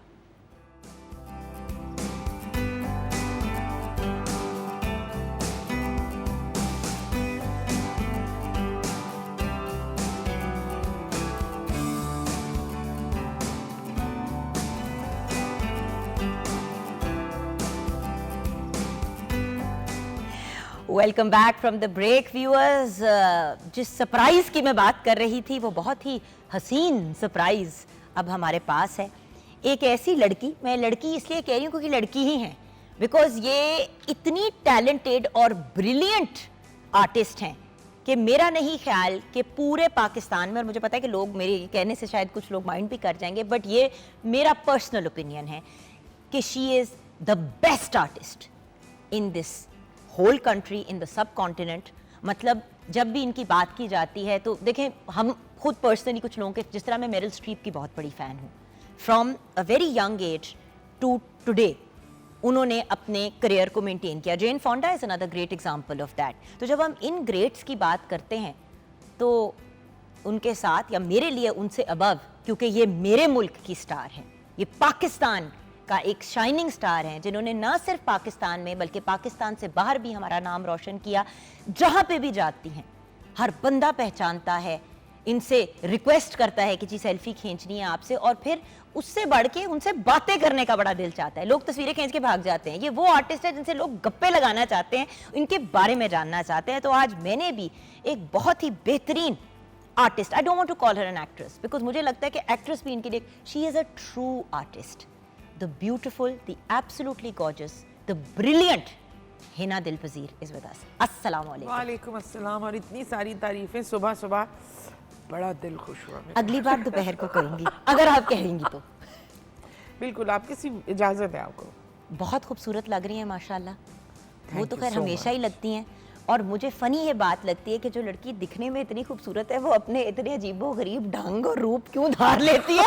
इसमें मैंने करनी है बात, क्योंकि एक चीज़ जो आप करती हैं अपनी ज़ात की नफ़ी मैं कहूँगी, क्योंकि देखिए being someone who is an attractive and a good looking woman, अपने आप को बिल्कुल एक मुख्तलिफ चीज़ रूप में ढाल लेना और बड़े कॉन्फिडेंस के साथ उसमें ढाल लेना बहुत बड़ी बात होती है। अब मेरिल स्ट्रीप और उसकी जेन फोंडा की बात करें तो वो कभी खूबसूरती के ज़ुमरे से बाहर नहीं निकली। उन्होंने अपने आप को हमेशा प्यारा ही दिखाने की कोशिश की। आप में ये वाला मसला नहीं है, मैं कहूँगी मसला, क्योंकि ये मसला होता है। How? मुझे लगता है कि ये एक फ्रीडम है। आप कैसे लोगों को नज़र आ रहे हैं, लोग आपके बारे में क्या राय कायम कर रहे हैं, इससे जब अपने आप को हटा लेते हैं ना, तब क्रिएटिविटी के वो सारे दरवाजे खुलते हैं। जब आपको पता चले अच्छा ये कैरेक्टर इतना काला हो सकता है, और काले का बहुत कॉम्प्लेक्स है पूरी कौम को कि हम देखो काले ना लगे, थोड़ा चिट्टा बेस लगाना। तो मसला ये है आप टोन से डाकर लगा लेती हैं, मुझे आपकी भी नहीं समझ। ये इनकी वो कहते हैं गंगा उल्टी बहती है। तो मुझे लगा कि अभी पीटीवी के कॉरिडोर में भी लिखा हुआ था कि think out of the box. Out of the box तो सोच के देखें कैसा लगता है। और बचपन से मेरा यही था कि ना लुक्स, मुझे लगता है सारे लोग खूबसूरत हैं, अल्लाह ने हर एक को बहुत प्यारा बनाया है। कभी गौर से देखो तो हर चेहरे पे कोई ना कोई अदा है। बिल्कुल। लेकिन इस बात में कैद हो जाना कि मैं बहुत प्यारी लगनी चाहिए, ये एक बहुत बड़ा हैंगअप होता है। अच्छा, मैं इस बात पे आपसे इस पॉइंट ऑफ व्यू से बात करना चाहूँगी क्योंकि देखें आप एक बहुत बड़ी स्टार हैं, आर्टिस्ट हैं, उसके बाद एक स्टार भी हैं। तो जब हम स्टार होने की बात करते हैं, और अभी ब्रेक से पहले डॉक्टर साहिबा हमारे साथ थी, तो हम यही बात कर रहे थे कि ये गोरेपन का जो कॉम्प्लेक्स है ना बहुत शदीद इस पाकिस्तान में, तो मुझे समझ नहीं आती कि इसमें से हम लोगों को कैसे बाहर निकालें। हम अपने खित्ते और अपनी लुक्स को नहीं ओन करते। हाँ, वो स्किन टोन, वो आपका, हाँ अपने आप को हेल्दी रखें, अपनी स्किन को अच्छा रखने के लिए आप बेहतरीन चीज़ें खाएं, एक्सरसाइज करें, व्हाटएवर। लेकिन आप अपने आप को अगर डार्क कलर है तो उसको बहुत फेयर करने की ज़रूरत नहीं है। नहीं, आपके फीचर्स उसी में बहुत प्यारे लगते हैं, बल्कि अब तो फीचर्स भी बदल जाते हैं। अब तो फीचर भी बदल जाते हैं। अच्छा, इस पे मैंने बात करनी, कभी आपने डेंटिंग पेंटिंग नहीं कराई? मैंने इस पे बात करनी है थोड़ी सी। देखिए मैं डेंटिंग पेंटिंग कहती हूँ कि देखिए गाड़ियों की भी होती है, इंसान की भी हो जाती है। अच्छा, आई हैव सीन आपको मैंने इन सब, अगर मैं कहूँ दुनियावी टाइप कॉम्प्लेक्सेस से दूर देखा है। अल्हम्दुलिल्लाह, जबकि आप उठती बैठती उन सब लोगों में हैं जो ये सब कुछ करते हैं। अल्हम्दुलिल्लाह। तो मुझे बताइए ये क्या माजरा है? कभी मुझे लगता है- किसी ने नहीं कहा आ चल मैं तेरा ये ना जरा तेरी मैं बोटॉक्स तेरा फिलर ते ए ते ऊ करा दिया तेरा थोड़ा विंगा अरे चिपका। भाई, एक बार बोटॉक्स लगवा लिया था, ये आईब्रो यूं ही ना हो, मैं तो फंस के रह गई थी। क्योंकि मैंने आपका कहा, तो अब मुंह नहीं ही सारा करवाना। काम ही सारा एक्सप्रेशन का है। हाँ, अब नहीं करवा सकती मैं, क्योंकि होता है ना भाई बोटॉक्स हो रहे हैं। मैंने भी यहाँ करवा लिया, इतनी मैं बुरी लग रही थी। और सब कुछ फंस गया होगा ना। बिल्कुल। एक्सप्रेशन आपने नोट किया वैसे 90% आर्टिस्ट सब स्क्रीन पे जब परफॉर्म करते हैं तो मैं जब उनकी शक्ल देखती हूँ तो मैं कहती हूँ यार ना वो फ्राउन करते हैं ना वो स्माइल करते हैं, मतलब स्माइल भी करते हैं तो ये इससे ज़्यादा मुँह ही नहीं खुलता। हाँ, ये भी तो मसला हो गया ये ना। भी मसला होता है। और सारा काम एक्सप्रेशन का है, एक्सप्रेशंस होने चाहिए। मतलब आपकी एक टीवी इतना हसास कैमरा होता है टीवी का कि एक आईब्रो भी यूं करके देखा तो पता चलता है कि कोई एक्सप्रेशन है। अच्छा, आपने पीटीवी के साथ भी एक भी काम किया हुआ है, थोड़ा थोड़ा सा सा आसमां आई थिंक। मैंने टेलीप्लेस भी किए हैं, और एक में तो काजी वाजिद साहब थे और हम कहीं ठहर गए थे। बट आपने बड़े मुश्किल कंडीशंस में भी काम किया है। बाय मुश्किल कंडीशंस आई मीन कि क्योंकि आपके कैरेक्टर्स कम ही ग्लैमरस होते हैं, हाँ, तो गर्मी, हबस, अजीब गंदे माहौल। देखिए गंदे से मुराद ये कि देखिए जहाँ मिट्टी में हम सब नहीं जाना है एक दिन, लेकिन मिट्टियाँ, धूल, हीट, कभी तूफानों में भी काम किया, हाँ, तो नखरा नहीं है कोई?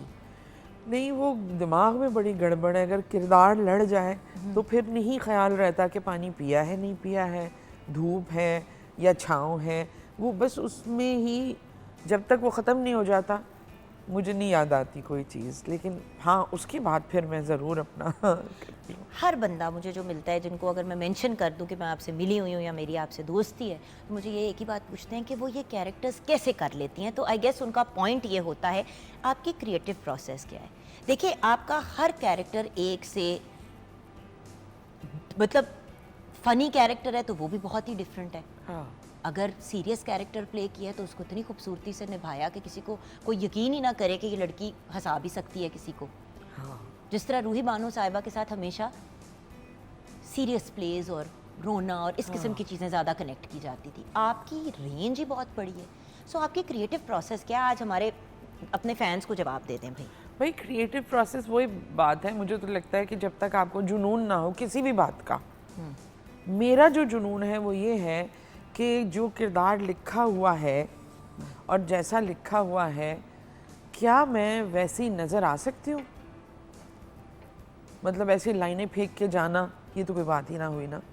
क्या वो उसकी फिर एक तवील उम्र की जो सारी तजर्बात हैं, उनको सोचना, उनसे गुज़रना कि कैसी होगी ये, अगर ये किरदार है तो इसका गम कैसा होगा और इसके गम का रिएक्शन कैसा होगा, या इसके अंदर जो खुशी है वो किस तरह रिएक्ट करेगी। क्योंकि इंडिविजुअल डिफरेंसेस की वजह से हर कोई मुख्तलिफ है। लेकिन देखिए, जैसे कि अगर किसी ऐसी खातून का रोल अदा करना है जो दिमागी तौर पे स्टेबल नहीं है, नहीं अब है। देखिए, अब अगर एक खातून नहीं है स्टेबल, अब you are a stable person and you are a successful person, आप उससे कैसे रिलेट करेंगी? फिर क्या आप जाती हैं ऐसी जगहों पे जहाँ पे ऐसे लोग होते हैं, क्या करती हैं आप?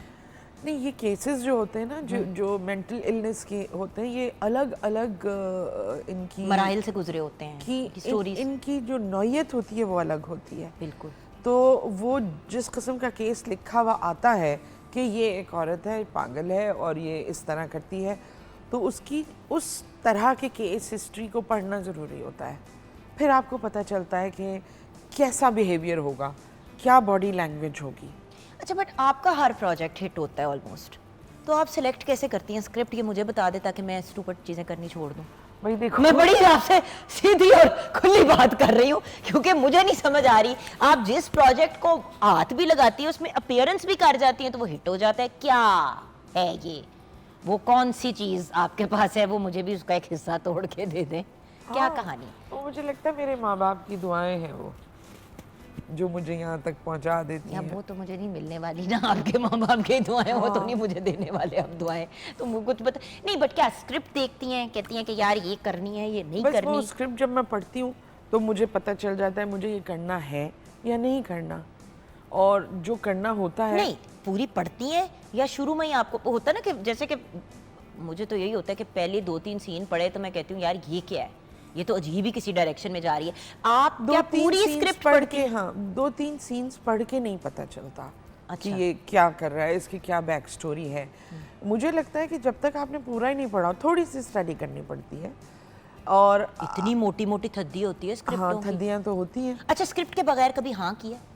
नहीं, क्योंकि आजकल ये भी बहुत ट्रेंड है कि आपसे वन लाइनर डिस्कस कर लिया, आपको आपका कैरेक्टर डिस्क्राइब नहीं, कर मुझे दिया। डर लगने लगता है कि हाँ कह तो दिया, अब जाके करूँगी क्या मैं। अभी कल एक प्रोग्राम रिकॉर्ड कर रहे थे, अचानक उन्होंने कहा कि आप ये सिचुएशन है और ये करें। मतलब आप कर तो सकते हैं मगर वो आपकी सेटिस्फैक्शन नहीं होती। मतलब एक एक बहुत अच्छा स्क्रिप्ट, अच्छे से भी मुराद ये है कि पक्के हाथ का लिखा हुआ स्क्रिप्ट होना चाहिए। और अगर वो कैरेक्टर लड़ गया मुझे कि मुझे ये करना है, जैसे मैं भी कहने लगी थी, सबसे ज्यादा आपको जिंदगी में कौन सा कैरेक्टर लड़ा है? मैं बात कर रही हूँ in your whole history of acting. उसके बाद जो रिसेंट वाला है उसकी बात करेंगे। I want to talk about इस वाले से पहले जिसका आप बता रहे थे, जो आपको लड़ गया हो और फिर उससे निकलना मुश्किल हो गया और रियल लाइफ में भी। यार वो एक ड्रामा था, पिछले जन्म की बद्दुआ।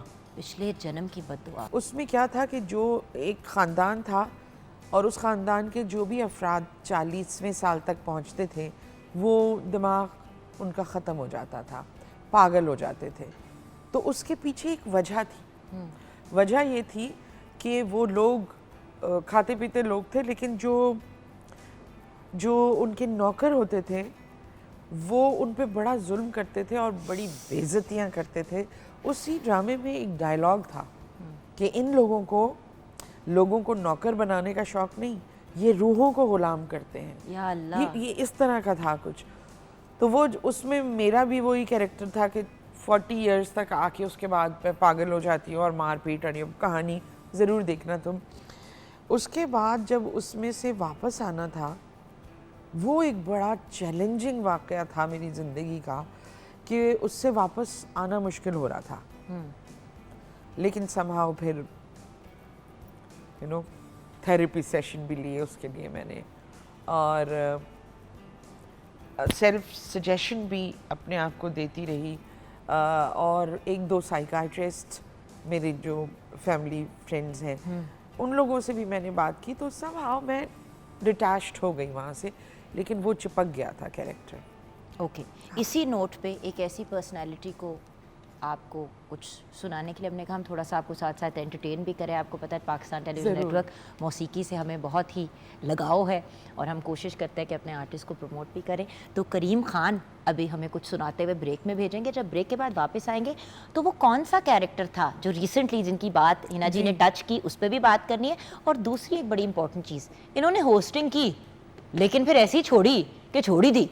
उसके भी नहीं, वो मैं पूछना है प्लीज कि वो होस्टिंग की क्या कहानी है कि मतलब हम सब होस्ट को एक तरफ कर ले और एक तरफ हिना दिलपजीर को कर ले, तो हिना से मेरे जो एक पॉइंट ऑफ व्यू है एज एन एंकर कि अगर ऐसा जिन आ गया इंडस्ट्री में तो हम सब की तो नौकरियां चली जाएंगी, तो जिन आके क्यों चला गया ये भी हम जानेंगे इनसे। लेकिन ब्रेक के बाद अभी बढ़ते हैं towards a very talented singer Karim Khan.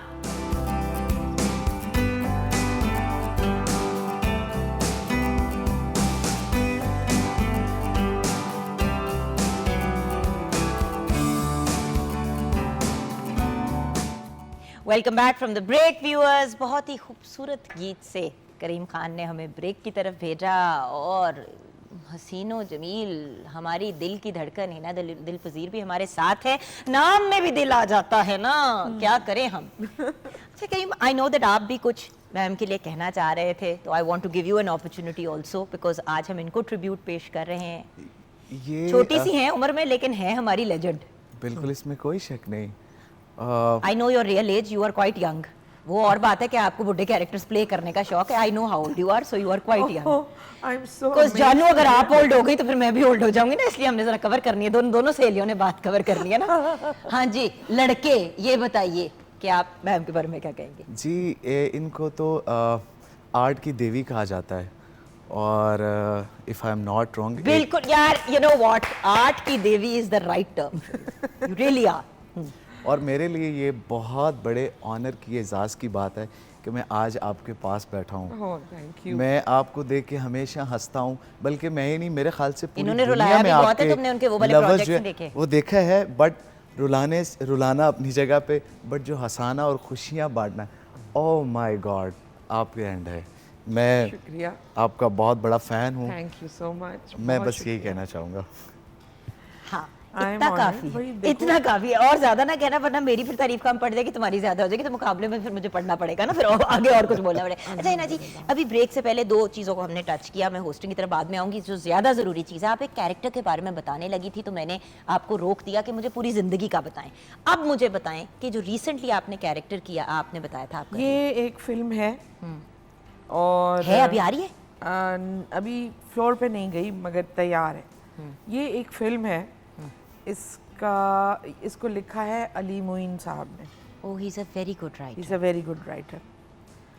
और ये जब कैरेक्टर मुझे सुनाया गया, असद मलिक ने ये कैरेक्टर मुझे सुनाया, उस दिन से और आज तक ये कैरेक्टर मेरे अंदर बेचैन है कि मैं किस दिन, मुझे नहीं पता कितने पैसे, कहाँ शूटिंग, क्या होगा, बस मुझे ये कैरेक्टर करना है।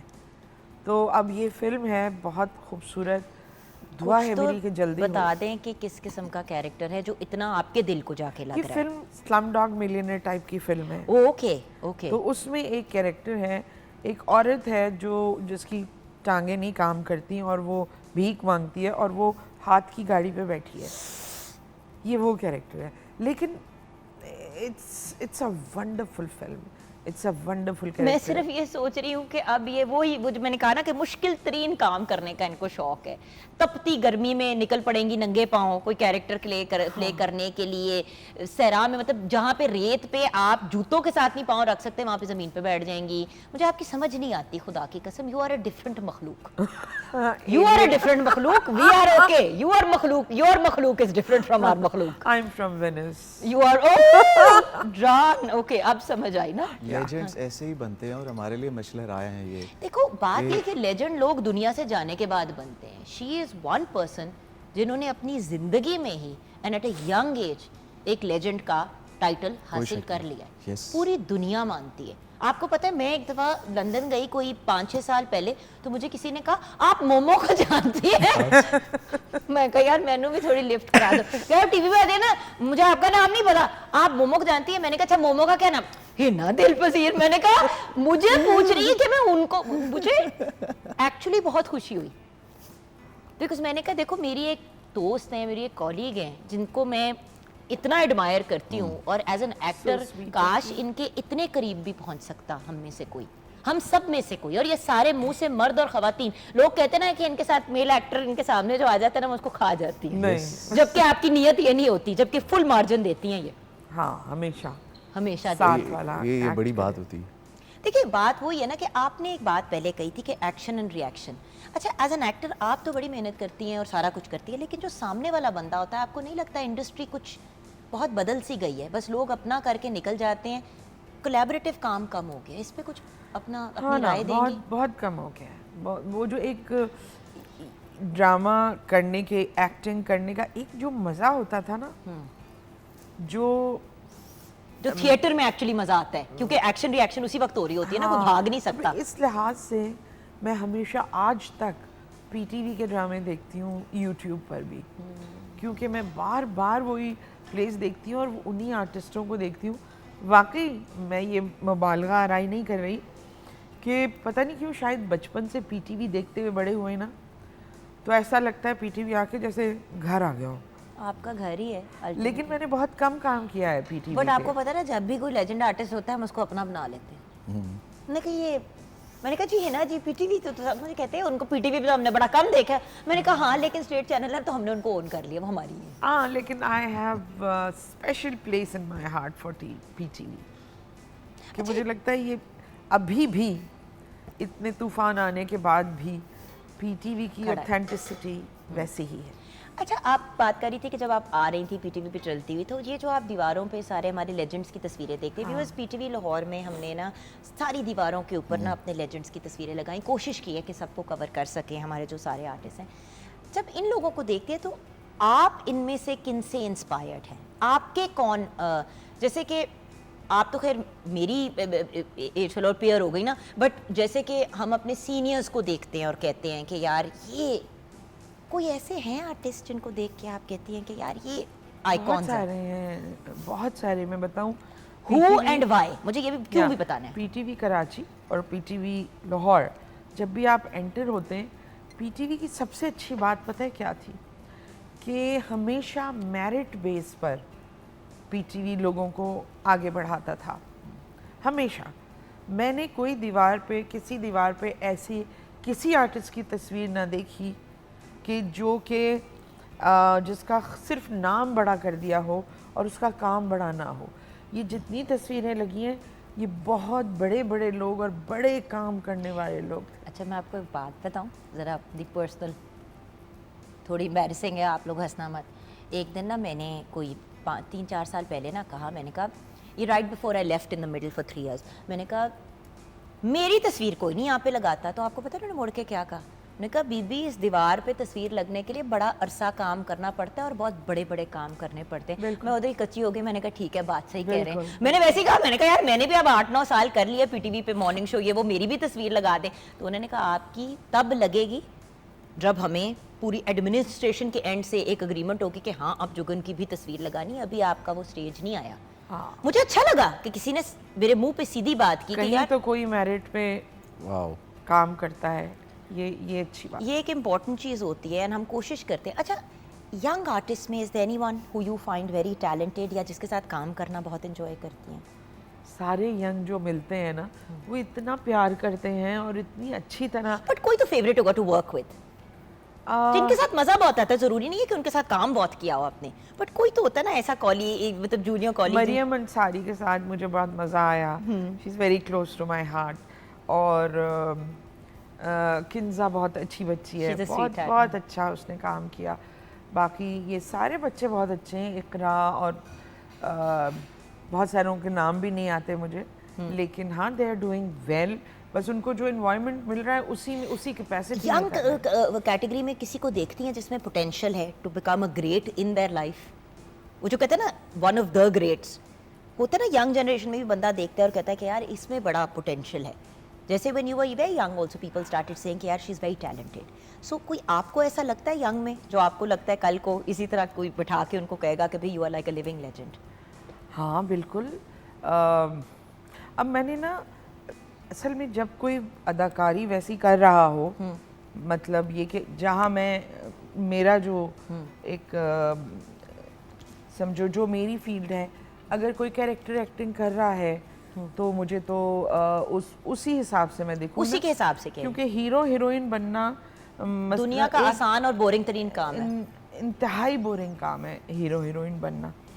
और कि उम्र करीम भी तो बड़ी वैसे ही कोई छोटी नहीं होती रख है। रहा किसी चीज में, तुम्हें क्या टेंशन हो रही है? वो अपनी शक्ल को हाथ लगाना शुरू हो गया। करीम देखो, मेरी बात सुनो। मुझे सारे कहते हैं तुम्हारा चेहरा इतना अच्छा है, तुम ड्रामा में क्यों नहीं जाते हो? तो मैं कहता हूँ कभी एक तो मैं तुम मुझे इतनी पहले दफा बताओ जुबिन कि के शो तुम्हें में ये गया हूँ, कहा मुझे किसने कभी है, उन्होंने ताकि कहा मैं ही नहीं। जाके उनको मारूं कि इसका और दिमाग ना खराब करो। दूसरी बात ये Karim, remember one thing that acting as a hero और अ हीरोइन, आपको सबसे बोरिंग और होम्योपैथिक रोल्स दिए जाते हैं। हाँ, बहुत वेरी बुरे। सॉरी, या आप रोने वाली मासूम लड़की हैं, या फिर आप फास्ट गर्ल है जो अंग्रेजी बोलती है और जीन्स पहनती है, इसके बीच में कहीं खेलते रहते हैं। दूसरा लड़का या तो जालिम है या तो प्यार करने वाला है। बस कैरेक्टर्स को एक्चुअली मार्जिन मिलती है परफॉर्म करने की। और जो यंग बच्चियां सारी जो अब मीडिया में आई हैं, वो सारी हीरोइन बनना चाहती हैं, तो उनका टैलेंट कहाँ से नजर आएगा? Yes, no, but when you were younger Hina ji, तब कैरेक्टर्स इतने बेसिक नहीं होते थे। हाँ, तब इतने बेसिक नहीं होते थे, तब मेहनत की जाती थी कुछ। उस वक्त मैंने थिएटर किया था तो मुझे बड़ा मज़ा आया था। उस वक्त कैमरा या स्क्रीन बिल्कुल कोई रुझान भी नहीं था। हाँ, मैं दुबई में रहती थी तो वहाँ पर थिएटर होते थे। एक मुझे याद है थिएटर ग्रुप का नाम था प्रतिबिंब। प्रतिबिंब में मैंने बड़े मज़े के थिएटर किए, तो मुझे वो ही मज़ा आता था करने में ज़्यादा। अच्छा, बट ये सवाल आई गेस एक इम्पोर्टेंट है कि देखिए टीवी के ऊपर आपको बार बार देनी पड़ती है टेक। देखिए 2-4 तो देनी पड़ती है ना, एक मास्टर दे दिया, एक क्लोज दे दिया, कहीं ना कहीं 2 शॉट भी आ जाता है। तो जब बार बार वही चीज़ करनी पड़ती है एज अ थिएटर एक्टर, क्योंकि आई स्ट्रगल्ड विद दिस, कि वो एक दफ़ा किया तो बड़ी अच्छा हो गया, दूसरी दफ़ा किया अच्छा हो गया, तीसरी दफ़ा में ना थोड़ा सा वो एनर्जी लेवल कम हो जाता है, क्योंकि थिएटर में आपको आदत होती है एक ही दफ़ा पूरा जोर लगाने की। और वो एक फ्लो होता है जिसमें सपोज कोई बहुत ही कॉमेडी सीन में भी ऐसा होता है और सीरियस सीन में भी ऐसा होता है कि अगर फ्लो टूटे तो आप जो हैं वापस वहाँ से जोड़ना बड़ा मुश्किल होता है। बस इसी के लिए अपने आप को ट्रेन करना होता है कि बस इतना कट, स्विच ऑफ, क्यों बट स्ट्रगल किया था शुरू में जब ये हुआ था, जब ऑफ आपने कोर्स। देखो, प्रैक्टिस तो ज़रूरी होती है। ये वो थोड़ी होता है कि बना बनाया। आई वर्क रियली हार्ड कि मुझे पता है कि एक तो मुझे लॉजिस्टिक्स अपनी बड़ी सही रखनी होती हैं, फिर मुझे तार अपने काटने होते हैं कि कोई भी आपके जहन में इधर उधर का ख्याल ना हो, तब आप अपने कैरेक्टर को फोकस कर सकते हैं। लेकिन देखिए सुख दुख तो जिंदगी का हिस्सा है। हाँ। पीछे से बंदा अगर परेशान सेट पे आए तो कैसे आप ट्यून आउट करती हैं? हाँ, लेकिन आपको अपने आप को बताना होता है कि नाउ अब मैं जॉब पर मुश्किल हूँ, काम। मैं अपना ये काम मुकम्मल करूँगी and then I will go to. इसी तरह मैं मोमो को कभी अपने घर नहीं लेके गई, क्योंकि मोमो को वहीं करके और ख़त्म हो जाता है। मेरे घर में, मेरे घर की ज़िंदगी में और टीवी की ज़िंदगी में बिल्कुल भी तनाज़ा नहीं है, लड़ाई नहीं है, एक बैलेंस है। बैलेंस है। अच्छा, ये बताइए कि होस्टिंग क्यों नहीं की? होस्टिंग की फिर नहीं की, ये क्या हाँ, था? वो इसलिए कि वो मैंने जो होस्ट किया था उस वक्त कुछ सर्कमस्टेंसेस ऐसे थे कि आई वाज सो ऑफ, मैं करना भी नहीं चाह रही थी वो। अच्छा, वो कुछ मतलब प्रेशर डाला सबने कि कर लें हाँ, कर लें। मैं समहाउ मुझे नहीं दिल चाह रहा था, वो मैंने बादले नाख्वास्ता किया, अपने आधे half hearted you know. Then I said no, बस अब नहीं मैं कर सकती, क्योंकि मुझे जो शो करना था वो बिल्कुल मुख्तलिफ तरीके का है। तो कभी मौका मिला तो ज़रूर करूँगी मज़ेदार शो। यहाँ पे हम ब्रेक की तरफ जाएंगे। ब्रेक के बाद जब वापस आएंगे तो हिना दिलपज़ीर से जानेंगे कि वो कौन सा शो है जो वो करेंगी लेकिन अभी तक किया नहीं है। भाई हाँ। ये पूछना तो बनता है ना। हाँ, लेकिन तुम ये पूछो कि कौन से शोज़ हैं इंस्पिरेशन जिस पे मैं बनाना चाहती हूँ, मतलब जो आगे काम करना चाहती हूँ। चलें जी, हाँ। अगले सेगमेंट को भी हमने डिसाइड कर लिया। आते हैं ब्रेक के बाद।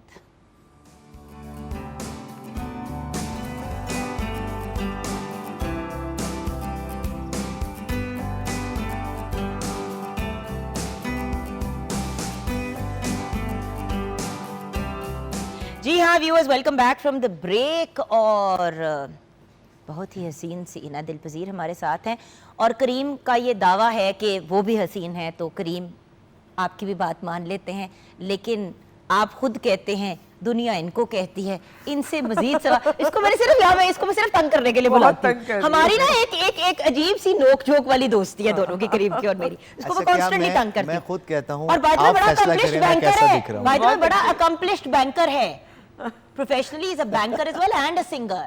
बट वो और बात है कि अपने काम पे तवज्जो नहीं देता, बट अल्लाह इसको हिदायत दे। वो तो जबरदस्ती बनवा दिया होगा ना बैंक। जबरदस्ती बना दिया हमने इसको बैंकर। नहीं, बैंकिंग के बाद इनको आमद हुई कि मैं सिंगर भी बन सकता हूँ।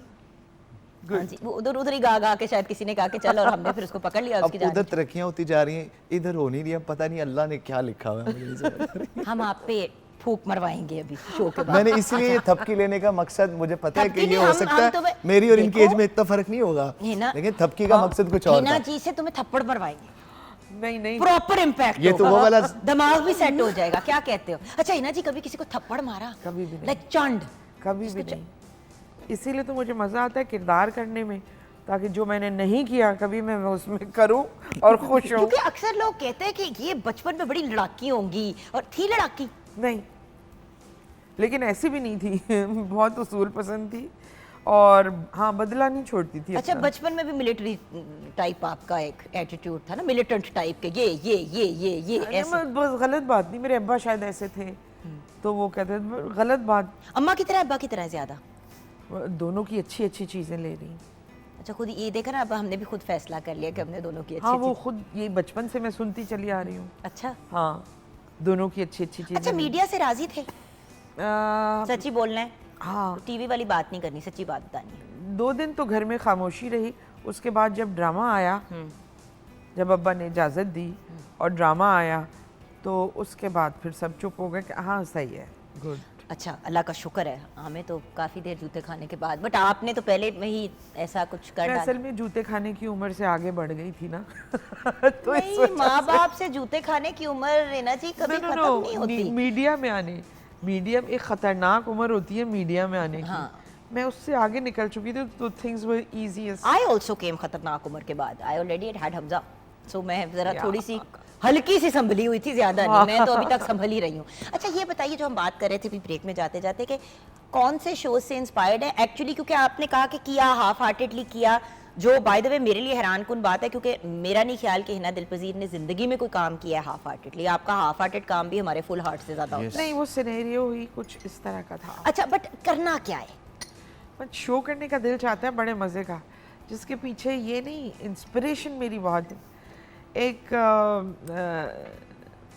मैडम सलीमा हाशमी करती थी एक हाँ show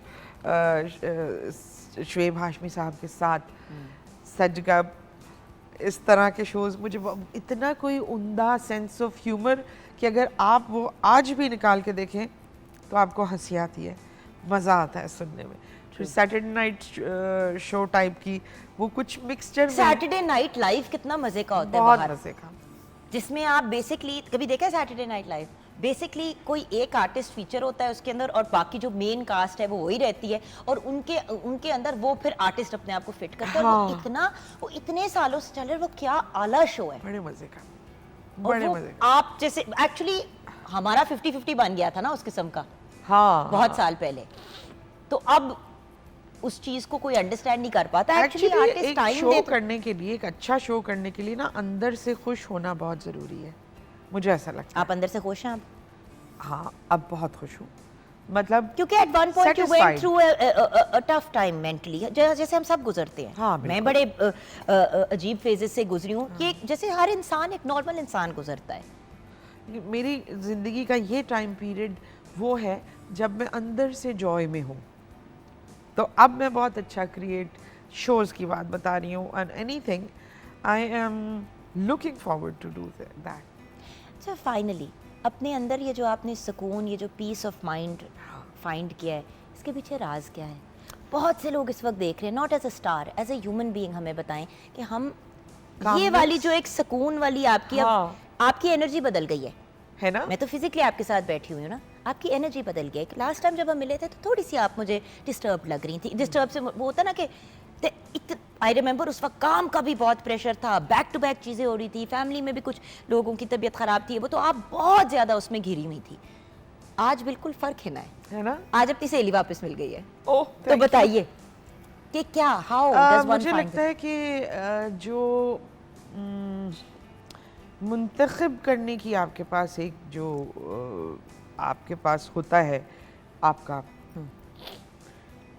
to choose the right people, to choose the right places, choose right thing for yourself, तो आता है। मतलब आपने मुझे नहीं फ़र्क पड़ता कि मैं कैसी नज़र आ रही हूँ किसी को, कोई कहेगा थोड़ी सी डबल चिन ज़्यादा है, जो मैं अक्सर ख़ुद भी इसमें कॉन्शियस रहती हूँ कि मेरे ये थायराइड का वो है।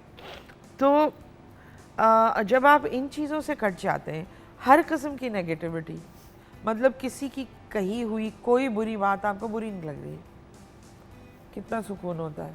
मैं वहाँ खड़ी हूँ। वाह, अल्लाह ताला हम सबको इस स्टेज पे लेके आए। अच्छा, आज मैं आपसे वो पूछने लगी हूँ करने के लिए जो बहुत पहले शोज़ में कहा जाता था, तो अब उस लेवल के स्टार्स ही नहीं होते कि बंदा उनसे कहे। आपसे आपके फैंस के लिए मैसेज लेना चाहूँगी, ज़रूर। प्लीज़। मैसेज जो मुझ तक पहुंचा था वही आगे पहुंचा रही हूँ। मेरा पैगाम मोहब्बत है जहाँ तक पहुँचे। क्या बात। मोहब्बत बहुत ज़रूरी एक फ़ोर्स है। मोहब्बत करने की इतनी ज़रूरत नहीं होती, इतना इम्पोर्टेंट नहीं होता जितना मोहब्बत बन जाना इम्पोर्टेंट होता है। क्या बात है। So all the best. Absolutely beautiful. भाई खड़े होके सलूट मारने को दिल चाह रहा है। सही बात। सेम यार। सलूट मारना है। हमारी Same. इंडस्ट्री Thank की you आप so क्वीन much. है। Same I here. Love you, I Thank you adore you, so you are much. The best human being in the world. Thank you. और जरा एक ये लगा दे ताकि कम से कम मेरी नहीं, एक्टिंग तो बहुत की talented हो, परफॉर्मेंसेस बेहतर हो all the जाए। best. अच्छा, सो सहेली से तो आज आपकी हमने फिर मुलाकात करा ही दी। हाँ। और मुझे पता है कि आप लोग कह रहे होंगे कि आपने वो कैरेक्टर नहीं कराया, आपने वो बात नहीं कराई, आपने ये नहीं किया। देखिए, मैं आपको हिना दिलपजीर से मिलाना चाह रही थी, उनके कैरेक्टर्स से नहीं, I love you for that. Because she is much bigger than her characters. ये बहुत बड़ा इंसान है। कभी इनको अच्छे तरीके से जान के देखिएगा, आपकी अपनी जिंदगी बदल जाएगी। ओह। तो इस नोट पे bless you, we love you. Thank you so much. और एंड करीम आपको कुछ डेडिकेट करना चाह रहे हाँ, हैं please. शो को क्लोज करते हुए। पहले किचन में नजर डाल लेते हैं, वरना तैयबा ने कहना है कि यार हम भी पड़े हैं राहों में। बगाड़ लग गया।